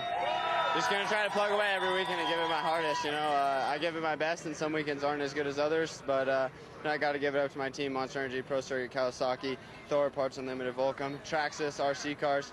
Keep us occupied during the week when we're bored. My mom, my dad, my girlfriend, my trainer, Alden Baker. If it wasn't for them, I wouldn't be here. And let's see if we can go do that again in the 2nd moto. Terrific job from start to finish. Well, now we know who won this moto. We'll show you the rest of the results here. Dean Wilson, teammate to Baggett, takes 2nd. Eli Tomac through the pack for 3rd. Durham 4th. Rattray 5th. Not what he wanted. Not what he wanted, but he was outside of the top 20 and rode up to 5th and passed about 5 guys just in the last few laps. Let's send it back down to the podium with Aaron and our 3rd place finisher, Eli Tomac. Well, it's considered the home state boy, being 7 hours away, but Eli, a lot of family, a lot of friends supporting you here this weekend. Something that you focused on solely this week was starts. How crucial is that here today? I didn't get the best start, but it wasn't too bad, you know. And luckily there's a lot of lines out there on the track, and it's really good layout for racing. I had a blast out there. Congratulations on a job well done. Big talk, big sports, big tunes, Daily Habit, the wildest late night party on television, weeknights at 11 p.m. Eastern and Pacific, only on Fuel TV. And let's send it back down to Aaron on the podium. Aaron? Dean Wilson crashed hard last week at Budds Creek during practice, and then again during second practice today. Dean, you went and got an MRI done on your wrist. It is sprained. How is it holding up out there with no brace on it at all? No, it's fine. It's not a problem at all. I mean, I rode once this week and kind of just let it rest. It's not that big of a deal at all. But yeah, I mean, I felt okay that moto, got a bit of arm pump, but you know, Blake was hauling out there. He's riding so fast right now, and but yeah, I mean, I just couldn't do it without everybody that's helped me out. Monster Pro Kawasaki, Thor, Dunlop, Mechanic Paul, my dad watching at home, Toyota Escondido for my sick truck. Everybody, thank you so much. What else can you do for Moto number 2 to get that first overall this season? Oh, I mean, well, I kind of suffered a little bit of arm pump that first moto, honestly, but you know, just ride a little bit smoother. I was real tight and timid, so just chill out a little bit and hit my lines and find better lines, and I'll be good. Just real quick, explain arm pump, Jeff Emig. Well, arm pump is in your forearms when the blood starts to fill up in your forearms from gripping the grips and holding on too tight and not relaxing your grip. Forearms start to swell up with blood, and then all of a sudden you can't use your hands. They just don't move like they can to use the throttle and the brake, clutch, all that. All right, we'll see if he can relax that grip and do a little better later tonight when we'll have 250 coverage. We'll have some more information on that when we return live on Fuel TV.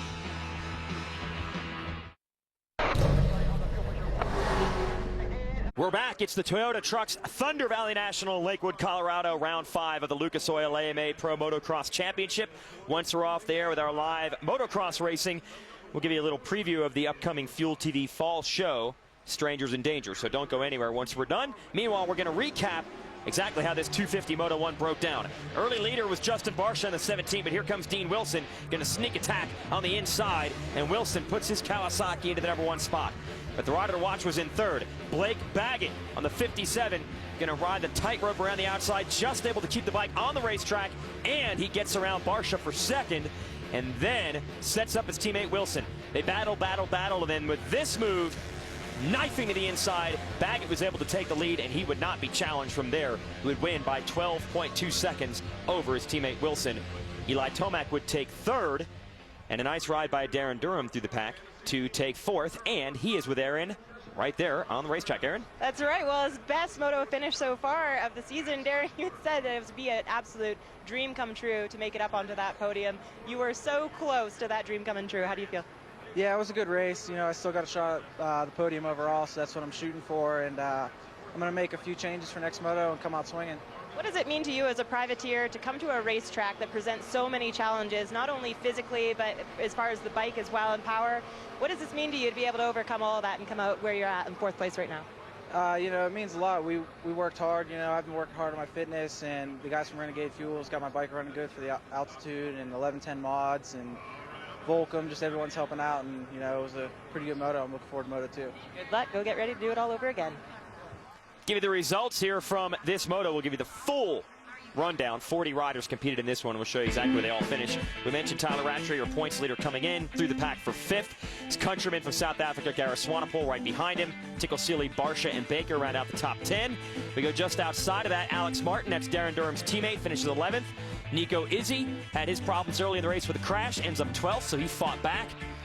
Austin Howell and Malcolm Stewart, 13th and 20th. They are now teammates on the Suzuki City team. Les Smith, brand new to Rockstar Suzuki, had never ridden the bike until this morning. It's a replacement rider for the injured Hunter Hewitt, who's replacing Ryan Morris. Smith takes 21st. And the rest of the field, 30 through 40. And there's big names here. Kyle Cunningham with bike problems last in this one. That's not where he wanted to be. And Davalos did get back on the track after some trouble early, but he was 36 because he was several laps down. Jeff, what do you think after that first moto? Is this the Blake Baggett we saw at round 1 and 3 and round 5? He's the odd man. Yeah, the odd man is in this situation, and once again he rode with relative ease. He looked like his technique and all that was exactly what it needed to be. And Wilson, Tomac, those guys are going to have to do something special if they're going to catch him, because they got a lot of time to make up. If they catch him in the second moto, you'll have a chance to see it tonight. Switch over to speed. We'll have back-to-back coverage, 450 class, 250 class. That's midnight Eastern and 1 a.m. Eastern. 2 straight hours of second moto action from this Toyota Trucks Thunder Valley National on speed. We'll see if Ryan Villopoto and Blake Baggett can repeat their first moto success in Moto 2. This year it has been very tough for riders to back up Moto 1 wins in the second one, especially with the altitude sapping some of the energy. What do you think, Jeff? Can these guys rebound, or are we looking for a sweep? Well, it's going to be tough. Second moto is going to be more physically demanding on the riders. Absolutely, especially in this type of temperature. And when we're done, just keep tuned in. Strangers in Danger, we're going to give you a big sneak preview. It's the new fall series, Strangers in Danger. Little preview coming up next on Fuel TV, so don't go anywhere when we're done racing Lucas Oil AMA Pro Motocross Championship racing.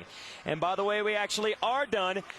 A big thanks to you for watching our weekly coverage. We'll be right here again Saturday afternoon, 7 days from now from Redbud, so don't miss it.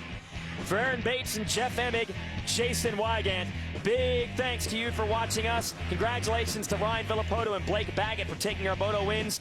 Stay tuned for Strangers in Danger on Fuel TV, and we'll see you next week from Michigan and Redbud.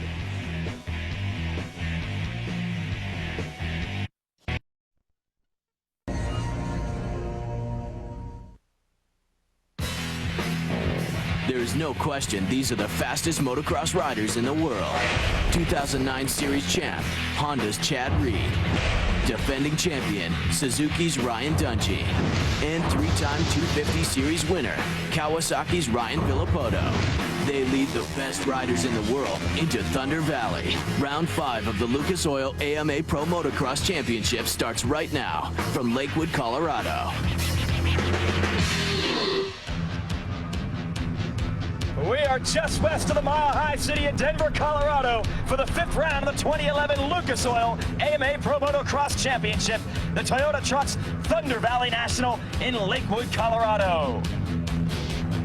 Hello everyone, Jason Wygant and 4-time AMA National Champion Jeff Emig welcoming you to Speed's continuing coverage of this 450 class of Lucas Oil AMA Pro Motocross Championship racing. Lots of stories to follow. We'll give you the main ones here as we look at our big picture. Coming into this, we thought Kevin Windham was gone from the tour, but he has pulled a Brett Favre after retiring last week at Maryland. He said he had so much fun he wanted to come and join us today. So K-Dub is back in action for round 5. Ryan Dungey needs a win. Your defending series champ, 0 for 4 through the first 4 rounds this year, but he's fast all day today. Could today be the day that he gets that first win? He'll have to do it by going through Chad Reed, who has been the king of the second motos. He's won every single one of them so far this year. We'll see if he can get moto win number 2, number 5 today in Colorado. For more on that, let's talk to Jeff Emig. Not only are Dungey and Reed and Windham and also Ryan Villopoto going to contend for the win today, they've also got to contend with the altitude, which should have a big impact on the bikes and the bodies. Yeah, it will, Jason. The elevation here is 6,100 feet above sea level, and there's approximately 18% less oxygen in the air. So that presents a problems for the team as they try to keep the horsepower that they have, or at least minimize the damage from the lack of air density and oxygen. Also for the riders, of course, it really taxes their bodies, and you have to breathe harder, your heart rate goes up, and all of these challenges with the elevation. But everyone's in the same boat. Everyone has to deal with it, and everyone's going to have to deal with the track here, because second moto at Thunder Valley, this track is going to be treacherous. Moto 1, the track started to deteriorate. We've seen that the corners had these huge ruts in it. It was really challenging for the riders, but now it's heated up.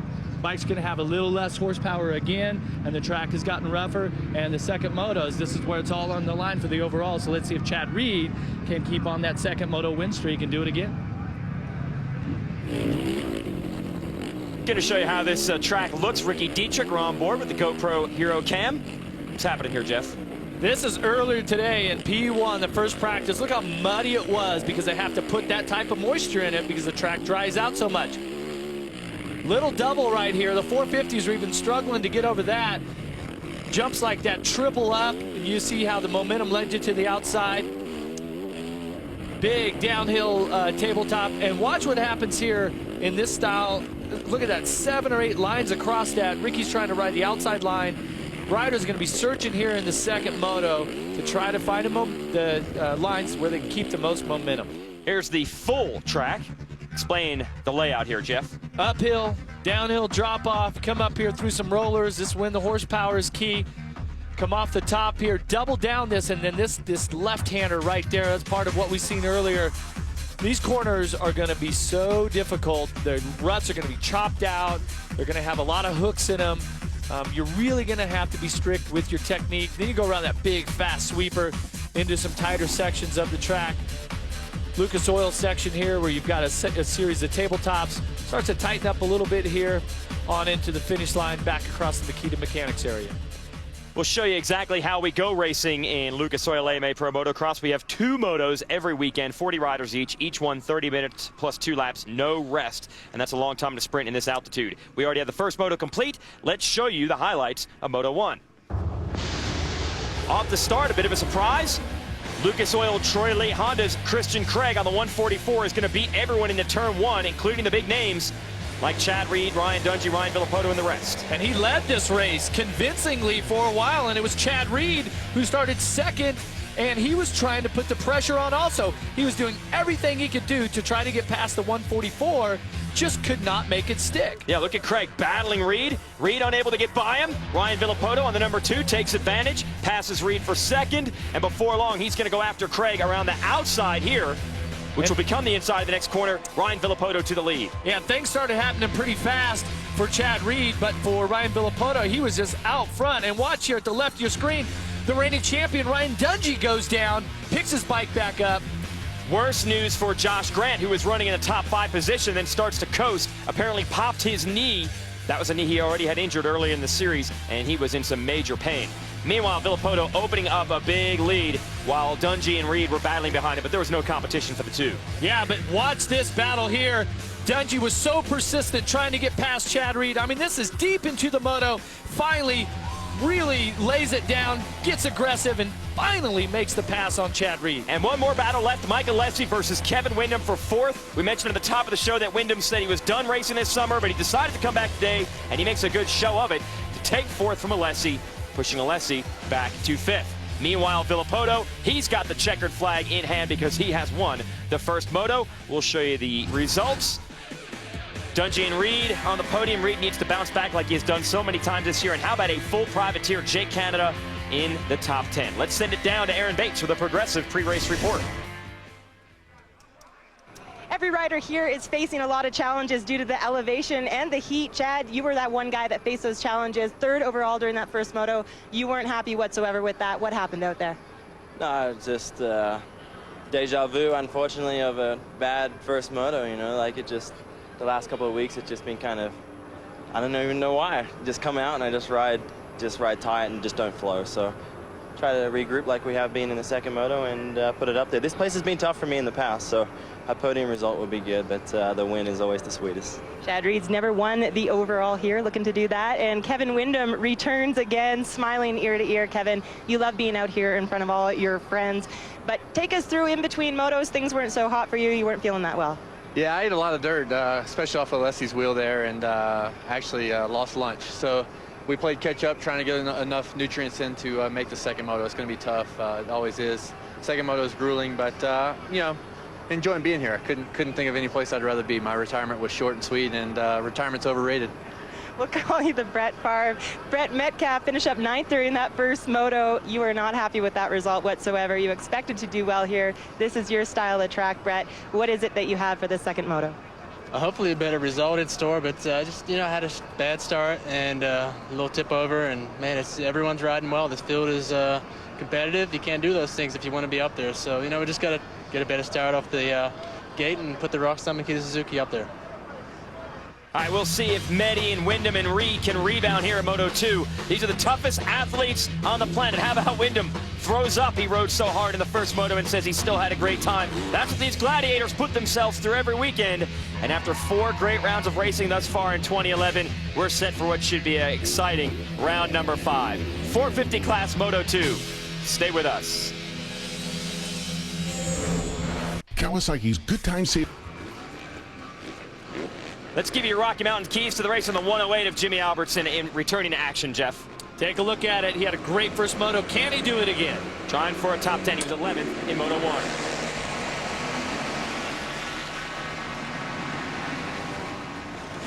And Chad Reed's going to lead him. Oh, and Jake Weimer down.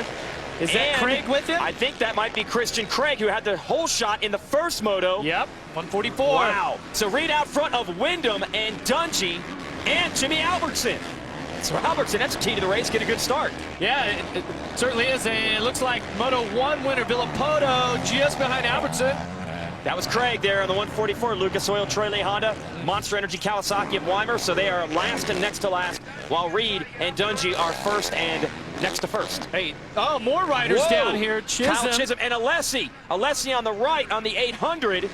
That's just out of corner number 2, those rollers coming up the first hill. That was Weston Pike on the 43 between them on the Kawasaki.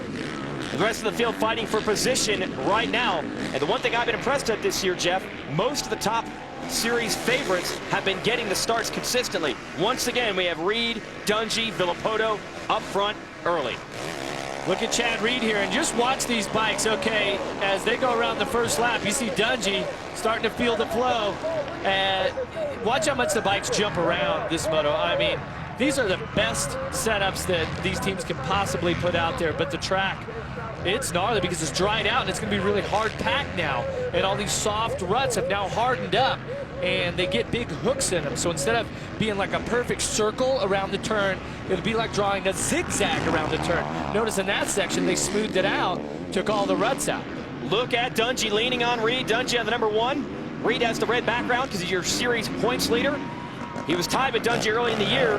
Now, we were saying that Dungey's been shut out on victories this season, but we have to give credit. He had the victory at round 2 in Texas, locked up, but then his bike stopped running with 2 laps to go. So he has had the speed to win these things. He just hasn't had the right luck. Speaking of Ryan Villopoto, and speaking of the right luck, here he is, and he has made the move on Kevin Wyndham. Look out. Practically jumped under Wyndham, but back to that, Dungey has won a moto. He just has not won the overall. And as I was saying, the top, once again, your 3 fastest riders in this game right now are up front off the start. So we are set for a showdown, and now it's Villopoto going after Dungey for second. Wow. I mean, once again, Villopoto, the first lap, made the moves, really aggressive, you know, instinctually just was able to work his way past whatever riders were in his way. It's going to be a tough moto. I just hope that these 3 can just stay in it. You know, like Chad Reed there, that first moto, kind of fell off the pace there at the end. Now's going to be the time to dig deep. But Chad did mention that he would be happy with a podium here.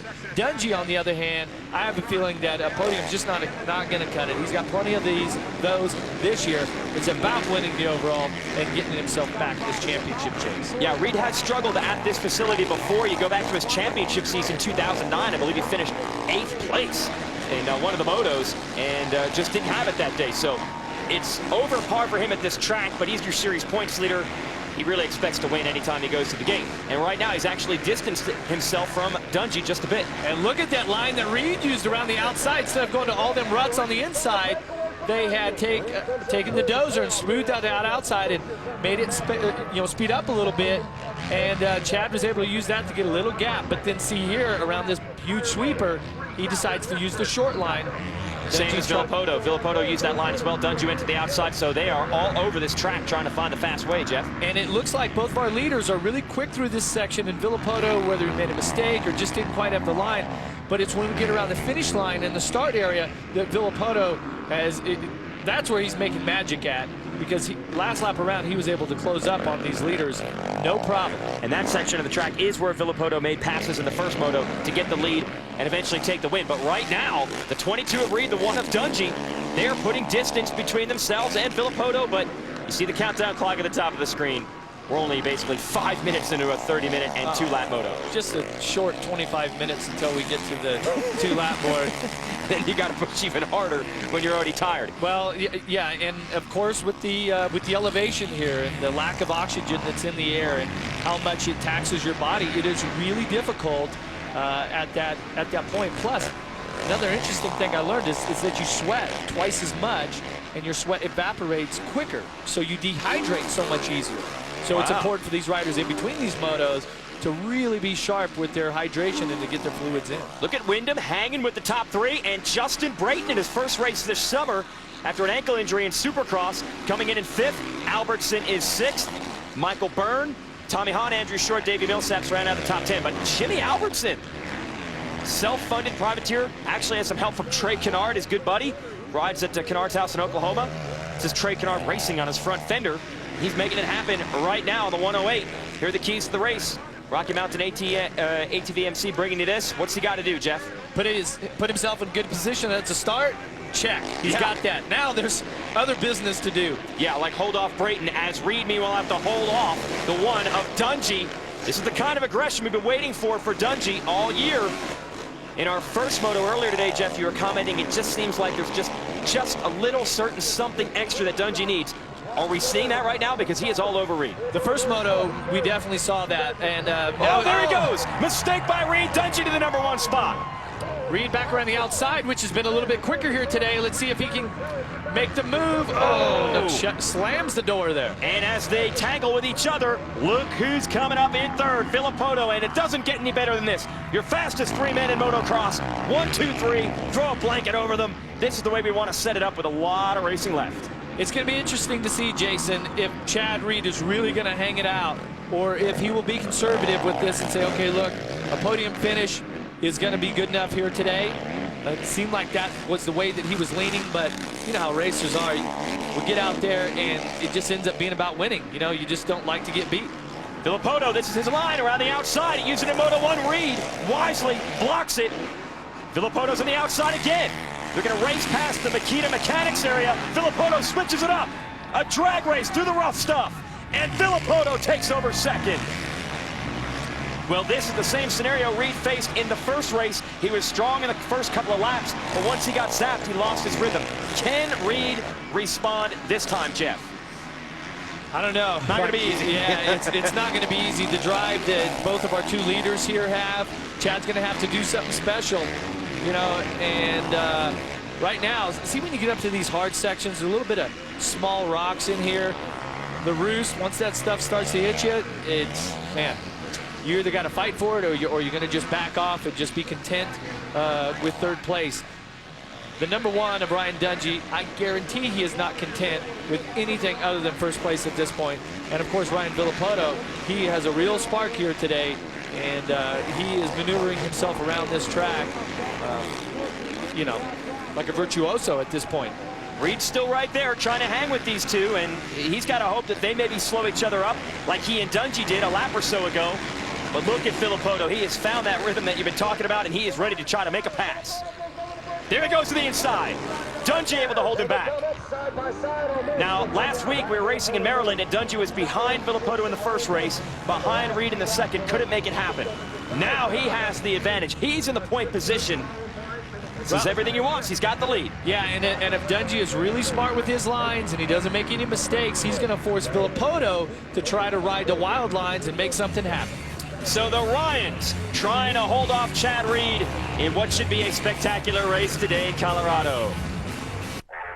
Speed presents. Rolla brings his serious love of cars and his funny point of view to speed with the car show.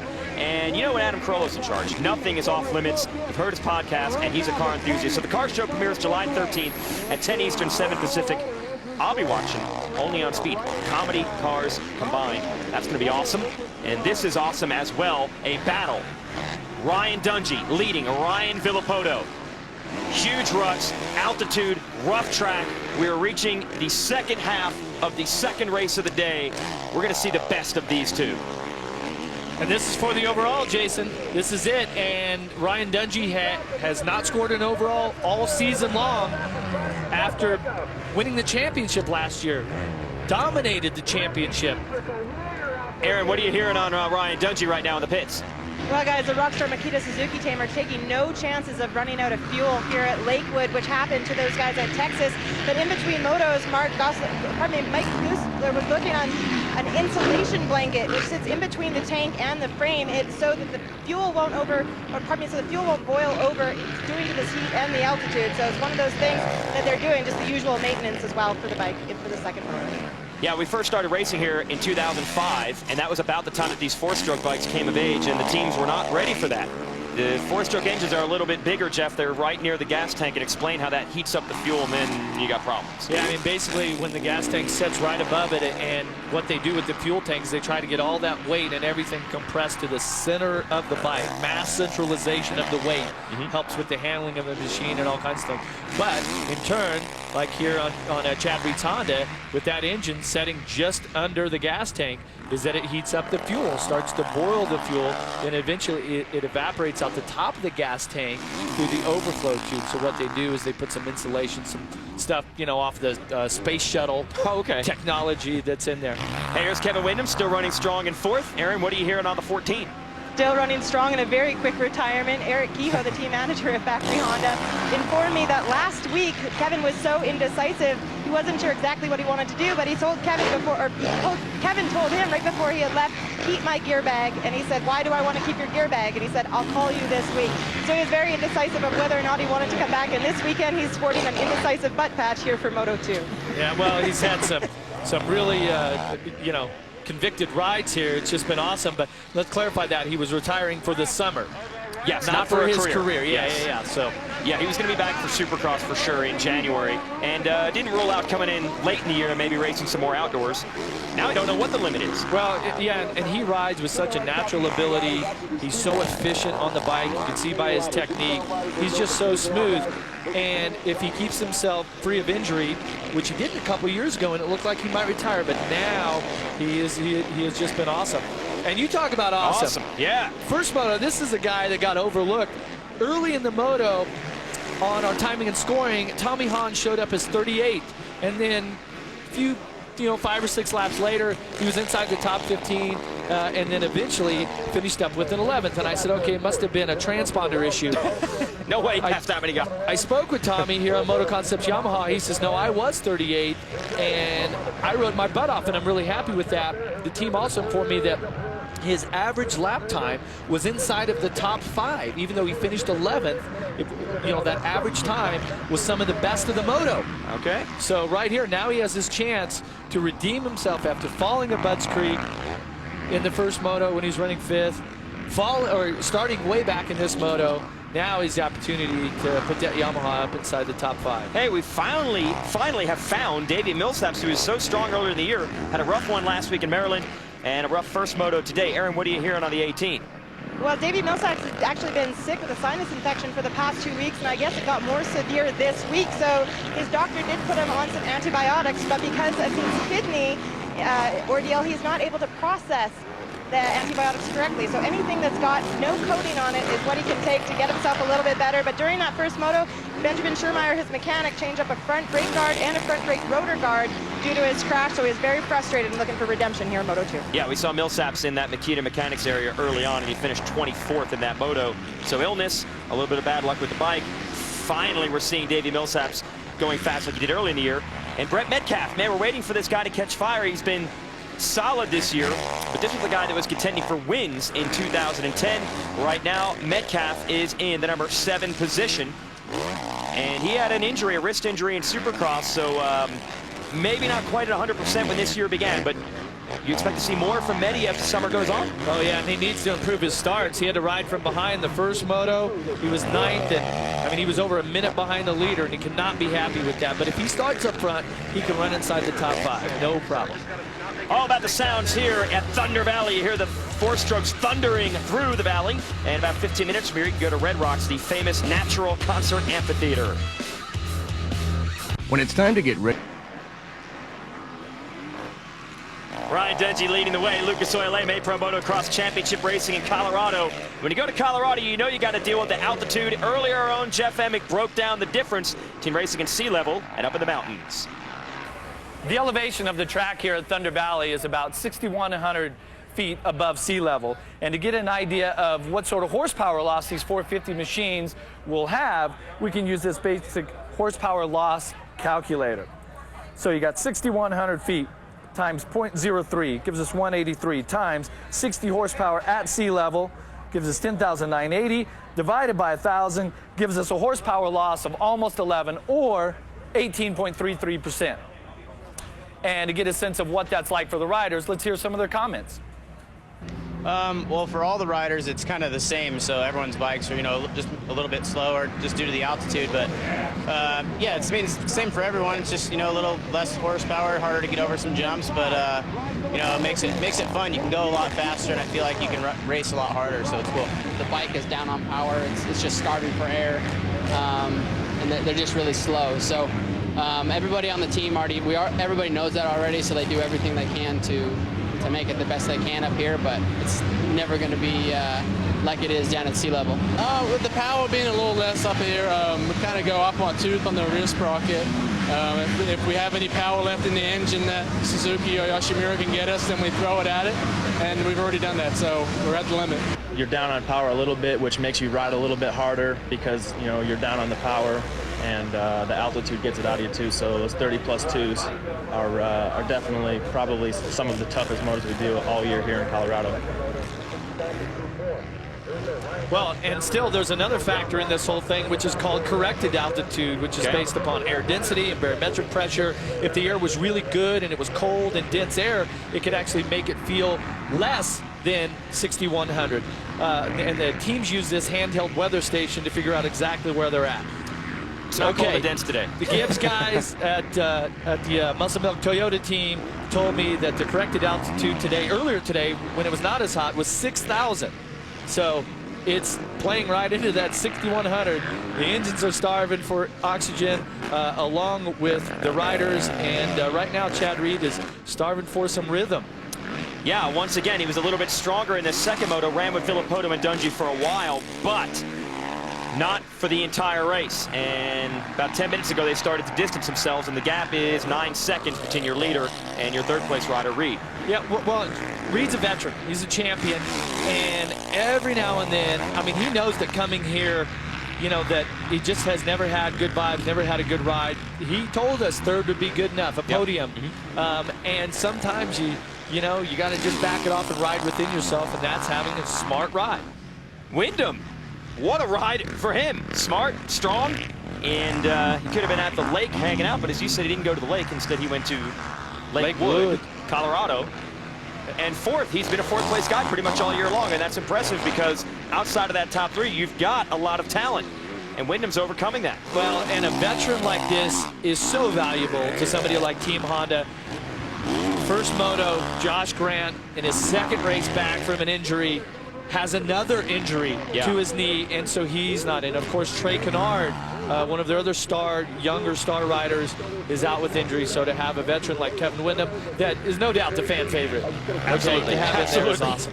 Yeah, and we don't know. Maybe they might have to tell Wyndham, you have no choice, you got to come race, because Grant might be out for a while. We don't know the prognosis after that knee injury. Let's look at Tommy Hahn, still in fifth, still chugging along. And this is what Tommy is capable of. A week ago at Budds Creek in the first moto, he closed up on the back of Wyndham, correct? It was putting on this fantastic ride. He was just a click off of Chad Reed, who was in third, and he fell down and he injured his ribs. But he's back here this week, putting on another strong ride and a top 5. And that's awesome. He's at about a 2:19 lap time. Only problem is Davi Millsaps is about a second quicker right now. And another Yamaha rider here on this Muscle Milk Toyota bike. All right, so Millsaps trying to run down Hahn to get into the top 5. Millsaps had a podium early in the year in Texas, round 2 at Freestone, and we thought he might be able to give Reed, Villopoto, Dungey a run, but the last 2 races, last week and this one, not where he wants to be. Then you've got Metcalfe, see on the yellow 24, coming through next. He is 7th, and behind him is Colorado's own Andrew Short. Man, those Look at those ruts. Seriously, did you see that? It makes it tough because all those ruts have a little bit different personality to them. And not every rut has the same bump in each spot, and it actually changes, throughout this moto. That's a rider who is a lap down there, and then you will see Short on the 29. Boy, what a challenging month Andrew Short has had.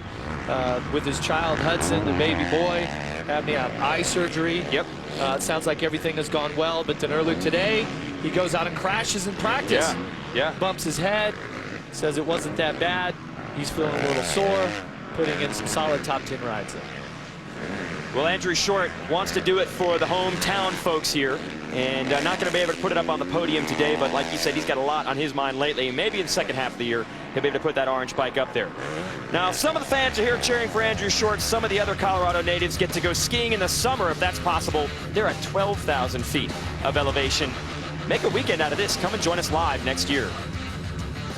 You're watching Motocross on Speed! Woo! It's coverage of the Lucas Oil AMA. Here's Michael Byrne here, the veteran, number 26 out of Australia on the BTO Sports Butler Brothers Suzuki. He has worked his way up into the top 10, battling with Justin Brayton. Brayton was in top 5 early, but here is Brayton losing a couple of spots. The 945 is a kid out of New York, Michael Stryker. He's got a lap down, but Brayton is struggling a bit here. Yeah, he's this is his first race back after an injury, so you can see fitness and all that stuff's going to be tough to be in shape. But Michael Byrne also caught him when he was over that big uphill triple. He was looking ahead to see who was the next rider in line, which would be Andrew Short. We'll see if Burner can keep moving. As for Brayton, if you had an ankle injury, you don't want to ride a track with these rides, do you? Well, you're going to be more conscious of it. Right. You're going to be very strict with your placement of your foot on the peg, and you're going to be a little bit apprehensive when you get into some of those deep ruts. How about Jimmy Albertson?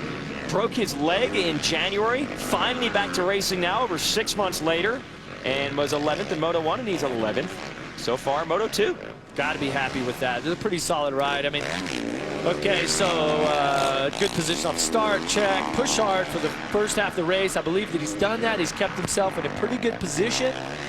Brayton is obviously on his way backwards, so if he can keep pushing hard and maybe pick off Brayton or another rider falls, could get a top 10 finish here in the second moto, be right on the border, but he could possibly get a top 10 overall. Well, Brayton was 14th in Moto 1, so depending on how the points work out, Albertson might be top 10. But how about top 1? Ryan Dungey was dealing with a lot of heat from Ryan Villopoto at the midway point of this race, but he has answered the call here. The lead is 5 seconds. That's not a lot, but it might be enough to hold on and take the win. What Dungey is doing is inching himself away from Villopoto. Just slowed down a couple seconds on that lap. Look at that, 3 laps to go. Mike Gosler, of course, legendary mechanic for numerous champions. Chad Reed, Ricky Carmichael. These guys know what it takes to get done, and they've been second a lot this year. They've been in the hunt, but have not been able to notch an overall win. And I think back to my '96 championship, I was second to Jeremy McGrath in a lot of races in the first half and picked it up in the second half. Maybe Ryan Dungey doing the same thing at this point. Well, this is the statement. Reed and Villopoto had their chance to beat him, and they weren't able to do it. That's why this guy's got the #1 plate. Can he keep it going? We're going to find out. Checker flags not far away. 2011 Major League Baseball All-Star Game. Coverage begins Tuesday, July 12th. Live from Phoenix, 8 Eastern, 5 Pacific. Only on Fox. That's the All-Stars, the big hitters of baseball. Here's the big hitter of AMA Pro Motocross right now, Ryan Dungey. He's had to prove himself. A lot of doubts last year, Jeff, when he won this title, but Reed and Villopoto weren't there to challenge him all year. Can he beat them straight up? He's doing it right now today. Yeah, and speaking of big, we have a huge crowd on hand here today in Lakewood, Colorado. Beautiful day. I mean, just absolutely gorgeous. And the motocross fans here, they've just came out in droves, and they've been treated to some unbelievable racing. At the top of your screen was a green bike. Ryan Villopoto, who was about a second faster than Dungey last lap around. So now 3 to go. Well, almost two at this point. Desperation is on. Ryan Dungey is trying to nail all of his lines. He's trying to keep that momentum going, not let up on the intensity, because Villopoto is doing the same thing as these guys are battling for the overall. 2-lap board right there on the finish line. Now, we see what's happening in the race right now, but I want to ask you about the bigger picture. Momentum in the series. Dungey's had some frustrations this year. Does Villopoto know that if Dungey wins this race, he could potentially get on a roll? I mean, are they thinking more than just about these 2 laps? Are they thinking about how this one race could affect the rest of the year? Well, I think both of the riders here, first and second, have both had frustrations. But today, the rider that's going to leave her the most frustrated is going to be Chad Reed, because he sets in third, and he just did not have that spark, especially here in the second moto, that he has had in the previous 4 rounds. Aaron is in the Makita Mechanics area with Ryan Dungey's mechanic. Aaron? That's right, guys. I'm here with Mike Gosler. Mike, the moment is just about here for you guys. It's taken 5 rounds in. I know you don't want to get your hopes up right yet, but what would this mean to you guys after all the hard work that you put in? You know, everybody works so hard, and this would be a great boost for our team. But we've been so close so many times, it'd just be good to get on a little roll. You know Ryan so well. What would this do as a confidence booster as we enter the halfway point of the season for this championship? I think it'd help anybody at their confidence. You know, it's just the points are so close right now, though. Even though we're winning, it's really good to win, but the points aren't going anywhere. Cross your fingers. Just a few laps left to go. And he talks about points. They're all about winning the championship, and he knows, you know, Mike Gosler's been a championship mechanic for a long time. A lot of championships under his belt, and he knows that what it takes to win the championship in AMA Motocross is to win the motos. That's when you get the 3-point gap between you and second. And, you know, for Chad Reed, he's third, so that will be a 5-point gap. Now, what's funny is maybe this track is the rebound for Ryan Dungey. From basically 2009 through the end of 2010, Ryan Dungey was unstoppable. He won every championship he competed for, and he concluded the 2010 season by leading Team USA to victory at this very track at the Motocross of Nations last September. Dungey won that one, capped an amazing 2-year run, but ever since then, it just hasn't quite been the same for him. Could this track, could this win be the spark that it takes for Ryan Dungey to get the mojo again? Undoubtedly. Really? Undoubtedly. This, you win, you feel that confidence, you feel like, okay, we've got the bike sorted, I'm working together as one with the bike. Now I know I can beat these guys. I'm not questioning what I'm doing during the week. I'm not questioning the setup on the bike. Unbelievable rhythm that he has had today. How he has maneuvered the bike and let it flow around on a track that, I mean, it's really rough out there right now, and especially those corners where you have to stand on the pegs. You have to be really patient as you're trying to keep your momentum through. But Villopoto has kept him honest. He's only about 5 seconds behind right now, and they've been at that pace. So Villopoto has not backed off. He's trying to capitalize on any sort of mistake that Dungey would make here and allow him to slip into the #1 position once again. Jeff, I'm just watching him come down these hills with that kind of speed. Bike's bouncing around. If he gets 4 or 5 inches off to the right or left, he's going to miss those ruts. These guys are on it. Look, I've been in this mode before. I've been in this position, and you work so hard to have the fitness, to have the bike set up, to have the mental capacity, and to build that flow. And I can tell you now that when I ride, that flow is not there like what these guys have, and I miss it. You know, it's just, it's so difficult, and these champions make it look so easy at times. It's very deceiving watching it on TV. Villopoto has run a great race. He has been hammered down all the way. He just this time couldn't make the move. And Dungey has answered the question, can he do it against Villopoto and Reed straight up? He's doing it today. Well, in Dungey, you can see him being a little more cautious. He takes a look over his left shoulder in that tight 180 to see exactly where Villopoto is. But if Villopoto keeps the hammer down and Dungey's a little too cautious here, he can close that up. And then that's when you start to worry about the mistake. But so far, so good. A one-hander. Dungey feels pretty confident. He's got this one in the bag. And I'm telling you, this is a huge win for Rockstar Makita Suzuki and Ryan Dungey. This is a big weight off of his shoulder. Yeah, absolutely. And what's great about the way this series is shaped up, we're going to be 5 rounds in, and you still aren't going to be able to pick a favorite between Reed and Villopoto and Dungey. They have all beaten each other straight up at different times this year. This is an amazing championship fight beginning to materialize. Ryan Dungey wins at Lakewood. Takes a look over his shoulder right there. Yes! Man, does that feel good for this team who has battled back from adversity to get this one. Villopoto takes a solid run for second, and they congratulate each other. Kawasaki's good times. Could this be that little boost he needs to get on another hot streak like the one that carried him to the championship last year? Let's review this race with our Lucas Oil race recap. Well, Chad Reed into the early lead. Dungey was all over him. Reed makes a mistake, and Dungey shoots into the #1 spot on the Rockstar Makita Suzuki. Watch Reed try to fight back. He knew he had to be stronger in Moto 2 than Moto 1, but the Ryans just wouldn't make it easy on him. Villopoto then able to blast past Reed to take the number 2 spot. And Villopoto was on his game in this one. He was all over Dungey. He definitely was, but it was Dungey taking your checkered flag and the overall today. First time this season. And he and Villopoto congratulate each other. It was a heads-up duel. They both charged all the way to the wire.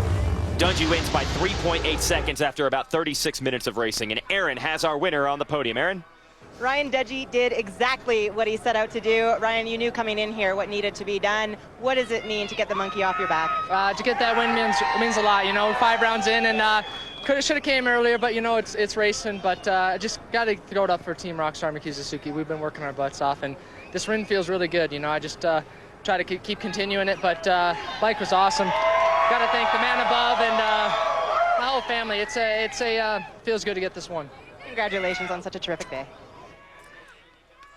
Well, if Dungey does get on a streak, these are the races that he's going to try to win as part of that streak. Next week, we will be at Redbud in Buchanan, Michigan. The coverage will be on NBC at 3:30 p.m. Eastern Time. Then we take a break. We're back after a weekend off, Millville, Minnesota. Coverage on Speed at 11 p.m. Eastern. Washougal live on Speed at 7 p.m. Eastern. And then Unadilla in New Berlin, New York, once again on NBC. That's your Toyota moving forward schedule. And every one of those races is going to be great with the way Reed, Villopoto, Dungey just keep pushing each other in each and every round of the Lucas Oil AMA Pro Motocross Championship. Ryan Dungey and Rockstar Miki Suzuki have done it. They're number 1 again. Is it so wrong for a man to love cars? In some states. Welcome back. 6,000 plus feet of elevation here in Colorado, and these fans, man, they were treated to a great show. Ryan Villopoto, Ryan Dungey pushing each other all the way to the finish of the second moto today. Ryan Dungey able to break through and get a hard-earned victory, and we'll show you the results here in this one. Chad Reed, 1 minute 3 seconds back at the end. That's not what he wanted. Kevin Windham is actually right behind Reed at the end. There's the rest of your top 10. Brayton did hold on, put the 10 in 10th. Let's send it down to Aaron Bates with your runner-up. Coming into today, Ryan Villopoto's sole focus was on that second moto. Ryan, you didn't manage to take that victory, but second place isn't so bad. Are you happy to come away with this result, considering how challenging today's track was? You know, we're at altitude. The bikes are slower. It gets to us towards the end of the motos, but yeah, I'm really happy the second motos that second moto was my best one all year so far, and it's just going to get better from here. So you know, it seemed like I was quicker in one part of the track and he was quicker, so we played cat and mouse most of the race, and just couldn't do anything with it. But I can't thank everybody at Monster Kawasaki, Dunlop, Thor, Alpenstars, Oakley, Vans, Maxima Renthal, Falcon Tires, Volcom, and Specialized, Trainer, my fiance, everybody. Thank you. When you go home, what is it that you work on this week so you come back stronger for moto number 2 at Redbud next week? Just motos and training, and we just try to squeeze as much as we can into the short weeks, and still stay fresh when it comes towards the weekend. Anything you can to give yourself a little extra edge. Congratulations on a great day. Let's show you the progressive whole shot replay here, Jeff. Chad Reed going to control it. Yeah, Chad Reed gets just the edge out on Kevin Windham there on the inside. First moto whole shot right here, 144 in the middle of your screen. Watch him. He connects with Albertson and goes down, takes Weimer with him. So Craig could not back up that great first moto he had because of this first turn here in Moto 2. Craig and Weimer would fight back for 15th and 16th in that moto. Let's give you the overall results on the day. When we combine Moto 1 and Moto 2, you see Dungey and Villopoto actually tie in points with the second and first, but that's all right with them because they make up 7 points in the day on your leader, Chad Reed. And Jake Canada, top 9 overall. Well done. Let's send it back down, Aaron.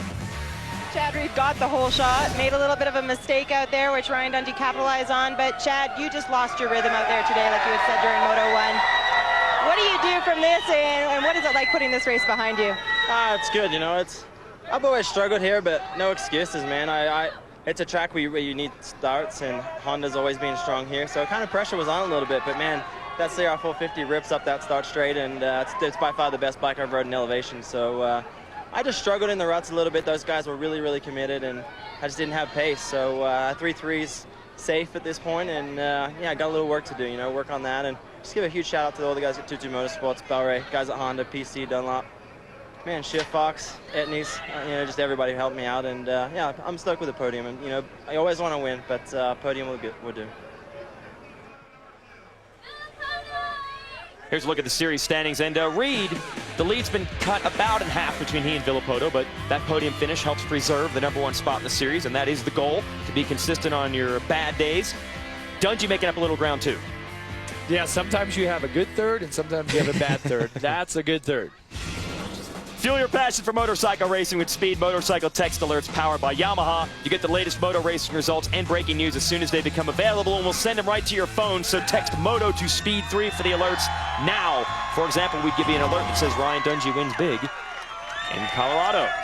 So there is your podium. No surprise what 3 riders are up there. Reed, Villopoto, and Dungey have been the fast boys all year long. The difference is the order. Dungey finally has a win, joining Villopoto and Reed in the winners column this year, which means this championship is only going to be more intriguing as it rolls forward. Great day of racing in Colorado. Great weather, great fans, great track, the best riders in the world. And we're so glad you folks were able to enjoy it with us. For Aaron Bates and Jeff Emig, I'm Jason Wygant. Thanks for watching Speed's coverage of the 450 class of Lucas Oil AMA Pro Motocross. Congratulations to Ryan Dungey.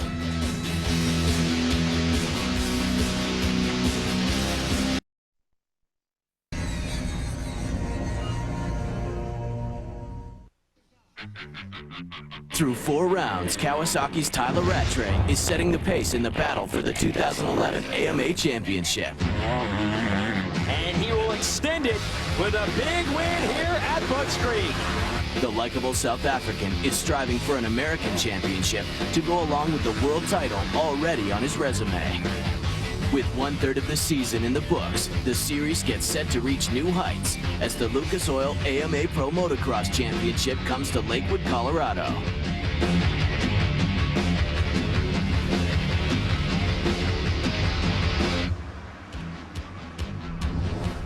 We're just outside of Denver, Colorado. The Mile High City's hosting this round 5 of the Lucas Oil AMA Pro Motocross Championship, the Toyota Trucks Thunder Valley National in Lakewood, Colorado. Hello, everyone. Jason Wygant, joined by 4-time AMA National Champion Jeff Emig for Speed's continuing coverage of the 250 class. Great racing, as always, in this division. We'll give you some of the storylines that we're going to follow as we look at our big picture from Thunder Valley. Now, in this class, it's supposed to be all about the big, expensive, high-horsepower bikes, but instead we've got a privateer making noise. Darren Durham has had some breakthroughs the last couple of weeks, battling for a podium finish. Maybe today will be the race that he gets it. And we're racing in the Rockies. All this elevation means a whole lot less horsepower for the bikes, and it's going to be a whole lot harder to breathe if you're an athlete trying to complete a motocross race. So we'll keep an eye on that all day long.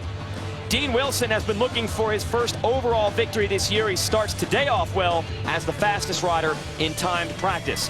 So Jeff Emig, this 250 class is always topsy-turvy, all sorts of mixed up. What do you think we have in store for us today? Well, a lot of struggle right now. The engines are going to struggle to make horsepower. The riders are going to struggle to keep their fitness up. And it all has to do with this 6,100 feet above sea level elevation that we have. Let's send it down to Aaron Bates for the Progressive pre-race report. Aaron? Amateurs seem to come pretty easy for the number 37 of Darren Durham, but 3 years ago when he turned pro, he quickly realized that he is in store for a very determined and hardworking route. He said, coming into amateurs, one thing, turning into pro, he's got no nutritionist, no coach, no trainer, so he's been picking things up along the way and applying them onto his game. We caught up with the underdog to find out what it's like to now be on the radar. Yeah, we're on a low budget team, you know, it's just, we got some bikes from Morgantown Power Sports, and you know, we pop them up and go racing. It's tough. It's like a long learning thing. You know, there's a lot to win in pro races where there's not a lot to win in amateur races. So, you know, I finally got it figured out, and I think I can win some races now. What a performance by the 37 of Darren Durham. Got a lot of experience on the track at High Point because he grew up racing here, but it is a whole different story when you're at the very, very top level of the game, and he is pulling away from the best 250 riders in the world. This is an amazing performance. High Point was awesome. I don't know, man, I got a good start, and I knew where to start, knew where to line up, so I just picked the gate and went as fast as I could for as long as I could until the nerves got me, and then, but I don't know, it'll be good. I think I can do it again here, hopefully this weekend. Those PC bikes are good, so it's tough to beat them, but I'm trying hard, and I'm going to try to get it done before the end of the year. This whole year, I've had a lot more confidence than I used to, and that's, I think, been a big key. And I don't know, it's just kind of going to the gate, knowing that where you belong, and getting there.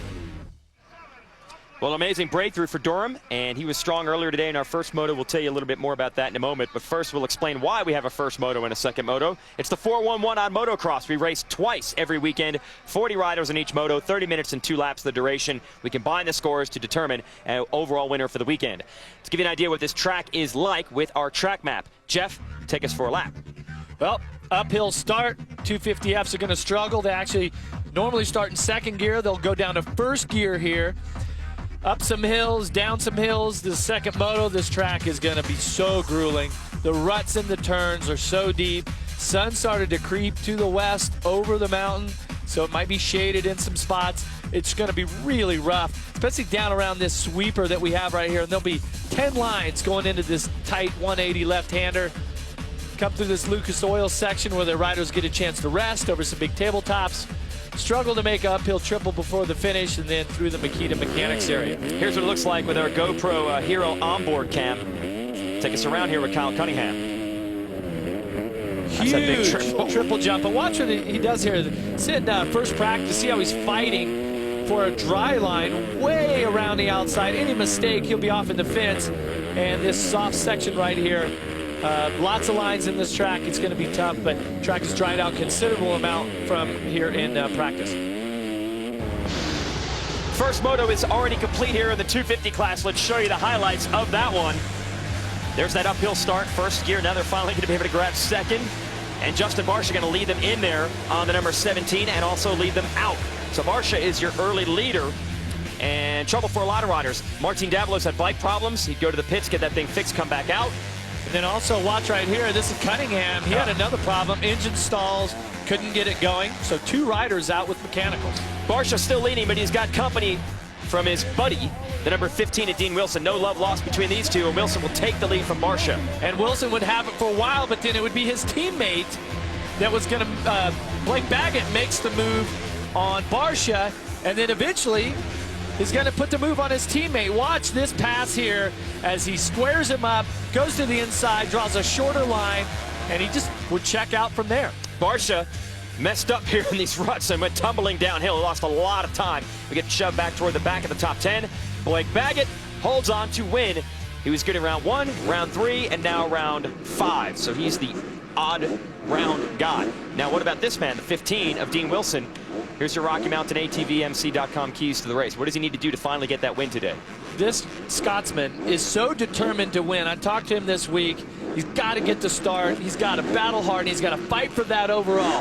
Baggett had a little edge on him, but I tell you, he can make up the difference just in pure determination here in the second moto. So let's see what these riders dish out. You notice you got Paluzzi, you got Stewart, all the best guys right here on the line. That's what I'd like to hear. It should be a heads-up battle. Who's going to take it?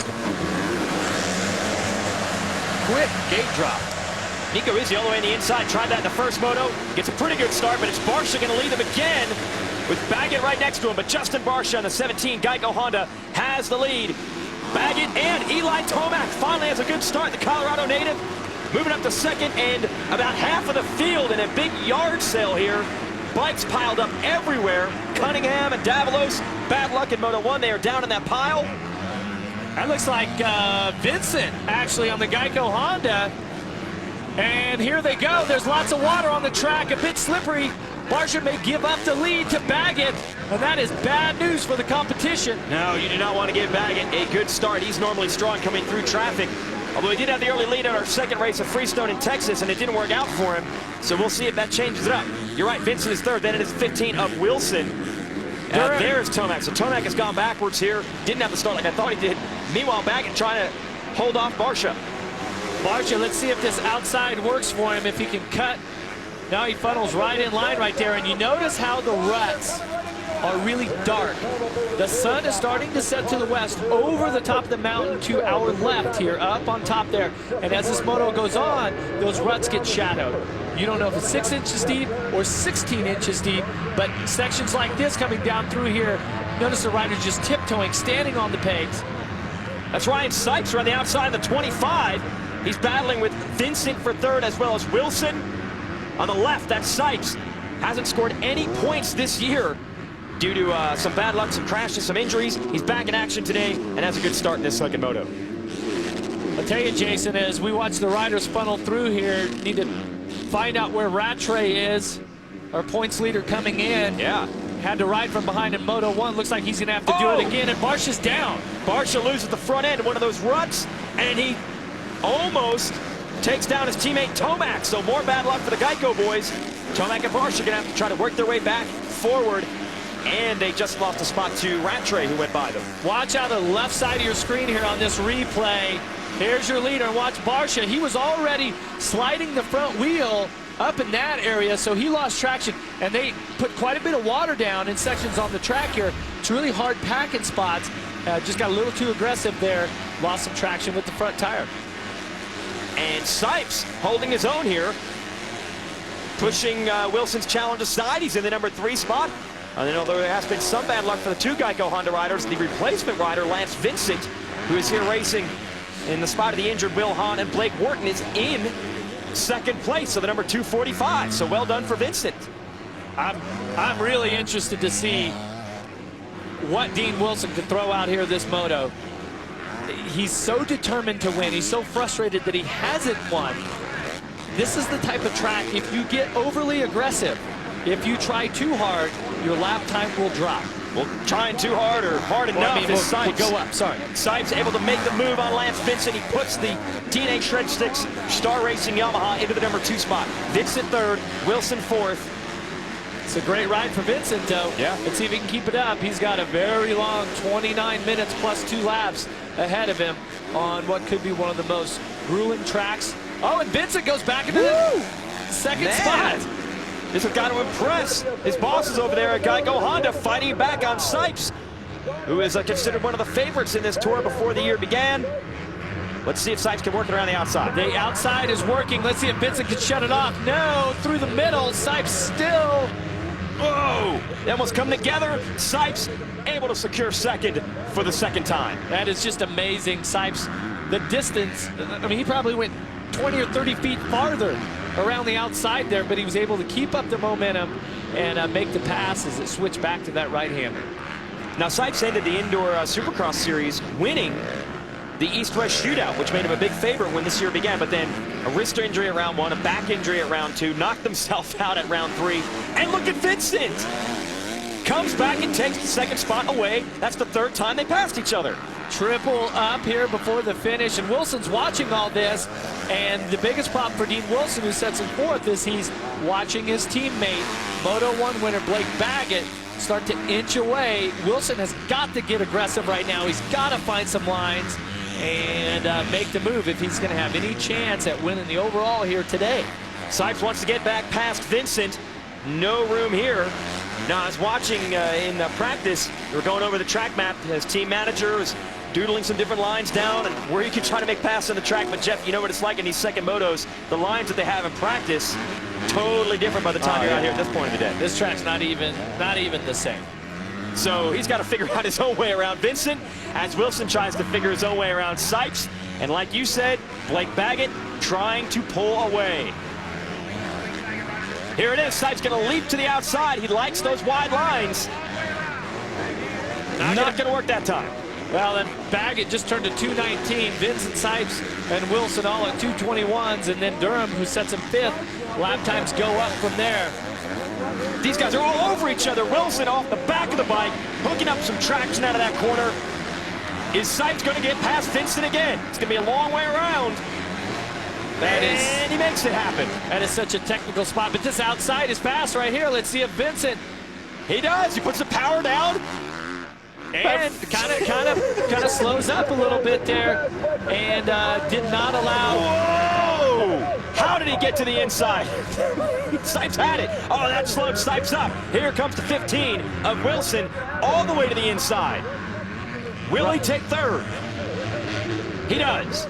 Nice move by Wilson. So now he's starting to put it down right now. Now he's got the drive on Vincent to the inside of his right-hander. Wilson hooks up. Vincent has shown he's not afraid to fight these guys. Look at that scrub as he tries to keep the bike low to the ground. One of the fastest sections of the track here. Now he makes a stick. Finally, Wilson. Now what you do at this point is, well, Vincent may be back again. This is unbelievable. That's Vincent, his line. Feet off the pegs. Manages to keep the bike on the low line of the inside. Where's he going to go here? Wilson hangs him out to try, up against the hay bales, and he does it again here in this corner. Wilson does not want this kid to get him back. And he's got to drive down the inside. No. Okay, so Wilson now looks like he's going to solidify second. The leader is 5.9 seconds out that time around. Wilson pulls a tear off, try to catch your breath, try to let your heart rate go down, and make a charge for the win. I gotta let my heart rate go down. Unbelievable racing. So much good stuff to do here in Colorado. Come join us in person next year. Bridge of the Lucas Oil AMA Pro Moto. Watching Darren Durham here. The privateer has been so strong this year. He is in the number 6 spot, battling it out with the 19 of Eli Tomac.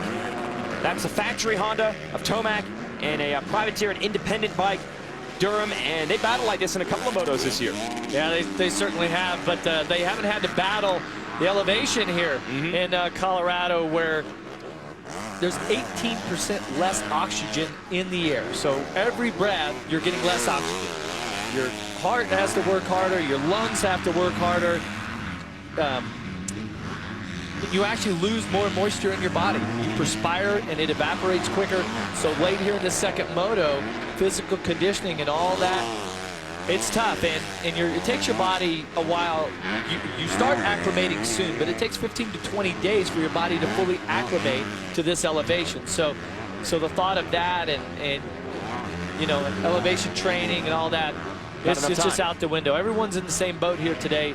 It's just pure desire and determination, and to see how hard you can try. So that's Durham's 6th, and Rattray, your series leader, is 7th in Moto 1. Rattray went off the track early on, had to actually roll his bike backwards to get back off the embankment off the side to get back on the track. Lost a bunch of ground, was able to fight his way through late, but lost a bunch of points, and he's in position to do that, unfortunately, again here. Yeah, and I spoke about what the athlete goes for, or goes through earlier. But for the motorcycle, these good bikes are 43, 45 horsepower, okay? There's close to an 8 horsepower loss when you bring it up to this elevation. Wow. So these bikes are down around 35 horsepower, 18% loss roughly just on elevation alone. But there's some other factors in there that you have to key in, and which can change it, and you can make these bikes a little bit better. Look at this battle. Malcolm Stewart on the left, 139. Suzuki City ARMA-backed machine, and Kilbarger Racing, the number 42 of Nico Izzy. And it looks like Stewart might have the pass made. Izzy's in that outside line, which has worked before. Malcolm's going to hold him, though. So a nice run by Malcolm Stewart, who started the year off on fire. If you remember, he led the first lap of the year at our opener in Sacramento, California. A couple of rough races, but lately has been figuring out the consistency thing, and that's pretty good considering it's his first pro season. Yeah, and he's been really good at times with some of his qualifying efforts. His starts haven't quite been there to allow him to run up front, but his effort has been there, because it seems like each moto, this time in the moto, we start to see Malcolm picking off people and getting himself inside of the top 10, and he sets 8th now with that pass on Izzy. And Nick Paluzzi is going to round out the top 10 right behind them. But Blake Baggett continues to pull away out front. So we'll focus in on this. The 139 of Stewart trying to get away from the 42 of Domenico Izzy. And you see Paluzzi on the Suzuki not too far back. Battles all over the place when you're watching the 250 class. That's what the fans come to see in AMA Pro Motocross. Speed presents the greatest collector car event in the world. Giving you an absurd amount of chances to win big and cutting, slicing his way through traffic. He is now up to the number 3 spot with a pass on Ryan Sipes. He is someone who is used to riding here in the altitude because he is a Colorado native, and we talked to a bunch of these 250 riders about racing at altitude. Track's definitely different. I mean, the elevation makes the bike a little bit slower, so do little things to the bike just to change it, compression, just do a little bit, change the rear sprocket, just try to get it so you got a little bit more pep to it instead of it lugging around the track. So just doing those little things to make it good, and go ahead and just do ripping around the laps. Some small changes with the carburetor, but You know, we've gotten good horsepower at most of the races, and I feel like we have one of the best bikes on the track. So I think this weekend will be good, and these guys will have the bike working the way it needs to. You know what? It's just one of those things where you just got to go around the corner, hold it wide open, lean back, and just give it all you can, because you know everybody's going to be down on horsepower, so you probably got to work with it all your ignition and stuff like that. But so far, I don't really know. I don't know how my bike's going to affect out here. Who knows? It might be great, you know? We changed a few things on the bikes, and it ends up working out all right. I mean, the bikes are still good, obviously, and then you just got to carry a little bit more speed to make up for the loss of power. But it's not only that. I mean, the physical, even walking out here, you can tell you're short of breath. So I think combination of the heat, the bikes being slower, it's a bit of a change, but we all do it, and we're all here racing. Well, Tickle was here racing, but he's in the pits. Is Aaron down there with the report? What's happening with the number 20, Aaron?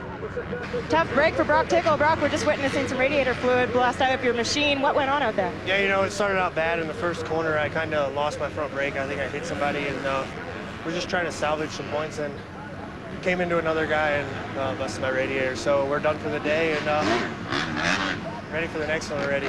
Tough break today. Regroup. We'll see you at Redbud. And just when it looked like Tickle was getting some momentum, starting to build on something, that pretty good ride last week at Budds Creek, not to be.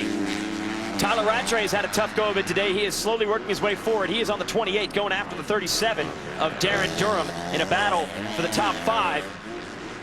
And look at them crossing up over each other on these jumps. Be careful, guys.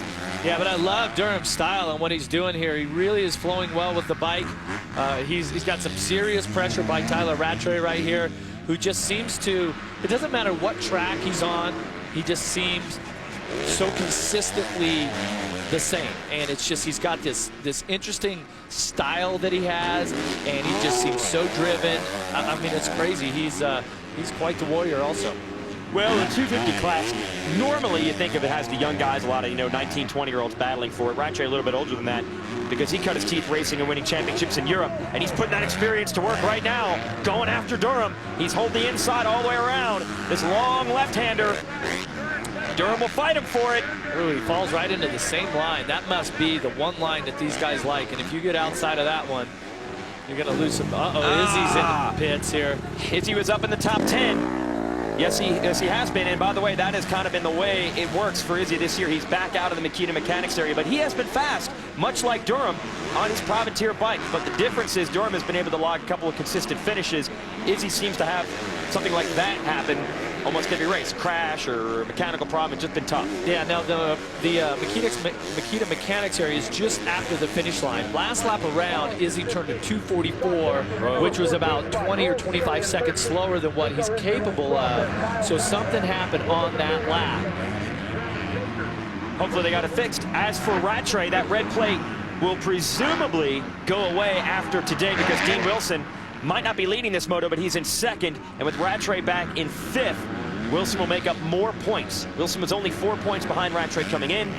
So Wilson, for the second time this year, could be the points leader when this day is over. But see the countdown clock, top of the screen? Still got a long way to go. Boy, there is 11 minutes plus 2 laps, and it's going to be the toughest part of the day. So Tyler Rattray going to try to move forward and salvage something after a pair of bad starts this weekend. And we'll see, meanwhile, if Blake Baggett can hold on to winnings. The debut of the car show, Adam Carolla bringing his serious love of cars and serious funny point of view to speed. And this show, with Adam Carolla hosting, you can guarantee no subject is off limits. The car show premieres July 13th, 10 Eastern, 7 Pacific, only on Speed. We're checking out the 17 of Justin Barcia, and the reason why? Well, he had a good start in this moto, but he has run into some bad luck. He had a crash, and just trying to recover from that right now. Yeah, this is after the whole shot. Watch this here. Barcia comes down. This is just through the Makita Mechanics area. He goes down. 2 motos in a row, and that's frustrating. He's fighting an illness. He's trying so hard. But also, when he was lifted up his bike, there was quite a bit of the coolant was dripping out of the bottom of this Honda. So he possibly, when he went down, he could have bent one of the radiators. And those things are really fragile. You bend it a little bit. If you've got a crack in it, lose some fluid. 9 minutes plus 2 laps. We're going to have to see if this thing's going to make it all the way. Well, Barcia doesn't really rev his bike out that hard. He's very easy on equipment. I'm just joking. I'm just joking. Nobody is that's- harder on an engine that's than what everybody Barsha. says, yeah. He has dropped back to outside of the top 10. I believe Paluzzi and Baker got by him. We'll update you the next time they come around. If you look at the top of the screen, you're seeing the event points as far as the overall win, and it would clearly be Baggett's if he wins both motos. That makes the math very easy on mathematically challenged folks like us. Although, Jeff, you were pretty good with the equations as far as altitude goes. And you were talking earlier, it's not just for 6,100 feet, but the weather then plays in as we're watching Cunningham and Baker battling for 10th. That's in front of Barsha. Yeah, because there is what's called corrected altitude, and that's based off of the air density, barometric pressure, some other things, and the teams will use a handheld weather station to figure that out. Now today, the weather is hot and dry, and it's not very good, so it is right there at 6,100 feet above sea level. Let's show some other guys here. 152, Scott Champion battling it out with the 533. That would be Gannon Audette, and you also got Alex Martin there on the 46. So that's a good battle just inside the top 15. Audette is actually a lap down. He's shown in 35th right now, so he pulled out of the way, let this race go on. And unfortunately, as I look at timing and scoring, Lance Vincent, who was so hot at the beginning of this moto, has now dropped to 36th. Wow. Is it possible, as we look at Scott Champion here in the 152, trying to hold off Martin? That is for 14th, 15th. Hunter Clements, the 93 next, and it's Seeley, Les Smith, Dakota Tedder, and Nico Izzy back in the track at 20th. So watching these guys. Look at Alex Martin trying the outside-out champion. Both of these riders have really had, oh, there it is. There's the pass. Martin takes, that's going to be 14th away. But both of these riders have had great seasons. They've shown tremendous speed at times. You know, consistency hasn't quite been as they would like, but overall, great effort by these two guys. There's Hunter Clements there in the 93, followed by Cole Seeley. Seeley in the Lucas Oil, Troy Lee Honda is up and down. Some of the motos he's up front, some of the motos he's back here. Certainly doesn't want to be outside the top 15. Seeley's a guy that can maybe get podiums or even wins in these races. Well, and that's the thing. If you're going to get up there and compete with a guy like Baggett, Wilson, Rattray, who have been consistently up front, that's why they're in the front in the points. You got to do it every week, and then that breeds your confidence, and then you start to believe, okay, I do belong up here. But when you set yourself back with a bad start, and I don't know exactly what happened, he could have gone down on the first lap or whatever, that's why the start becomes so important. And week after week, you hear me talk about get a good start, get in a good position off the start, all of that stuff. It just really sets the tone for the day. Now, how about this guy, Les Smith, rode a Honda in Supercross, didn't have a ride for outdoor. Well, had a ride with the Kawasaki team that didn't make it to the races. Then got a ride with the Joe Gibbs Racing Yamaha team in the 450 class for a few weeks, filling in for Justin Brayton. Brayton's back, so now he's picked up a ride with Rockstar Suzuki in the 250 class. That's 4 brands of bikes in about a month and a half of time. That's tough to do. That's what you got to do to make a living sometime in this sport. Some people enjoying the altitude, or maybe not, right now in Colorado. Blake Baggett continues to lead, and we were running the El Chupacabra nickname for him for the way he was sneaking up on people when they were tired, and he was slashing his way to the front. But that doesn't really fit in this moto because he just had a good start and took the lead early. Yeah, and you talk about insurance. His little insurance policy that he has right now is an 11-second lead over Dean Wilson for the overall here today. Now Baggett just turned to 220, and we're going to see if Wilson closes that gap again, because last couple laps Wilson has held a better lap time and closed it up. Wilson comes by with the 221 last lap around, so he lost some time. We're going to show you how this race started with our progressive whole shot replay. Take us through this one, Jeff. Yeah, look for the Geico Honda 17 coming from just inside of the box there, and he's leaning on, this is Justin Barsha leaning on, looks like Lance Vincent, who was there on the inside also. A couple of PC guys are all pushing wide. You got Durham in there. Everybody makes it through pretty clean that time. But Baggett was about, third, fourth, the first couple of turns. That's pretty good for him. We haven't really seen him have lightning speed out of the gate. It's been the second half of the motos where he's done a lot of his damage. But is this bad news if this guy starts figuring out how to lead from the start? It's bad news unless you're like unless your last name Baggett. Okay, yeah, and it's great news. Like or Peyton. Peyton would be a good one there. Let's send it down to the McKenna Mechanics there. Aaron, who do you have? the Geico Honda rider, Blake Warden himself. Blake, you're sitting on the sidelines watching this all take place right now, but you just had your surgery. When can we expect to see you back racing? I don't know yet. You know, I want to give it some time. You know, these things take time to heal, and so when I do come back, I want to be 100%. How is the shoulder? What was that? How is your shoulder? They're good. I'm not using it too much. You know, no heavy lifting, no baseball. You know, so I'm doing good. What do you think of the championship that's taking place out there, having your contenders race on the sideline? It looks good. They're always good. You know, a lot of racing, a lot of competition. I wanted to come out here, watch it. I know it would be good, and soon I'll be out there. Right, good to see you heal up. Hopefully we'll see you soon. I think Blake had to have surgery on both shoulders, and they don't like to do that at the same time. So he gets one surgery, recovers, and gets another one. So it, like he said, it might be a while. He wants to heal up. Blake Baggett, meanwhile, looking over his shoulder, which both are healthy. Yes. And he's seen Dean Wilson 12 seconds back. So he's Justin good, right? Justin Barsha had a crash in this one, and he's still fighting, although definitely doesn't have the same spirit that he did early in this one. Now remember, this kid is riding with mono, and then he's had some crashes, some hard laps. There he is behind Martin Davalos.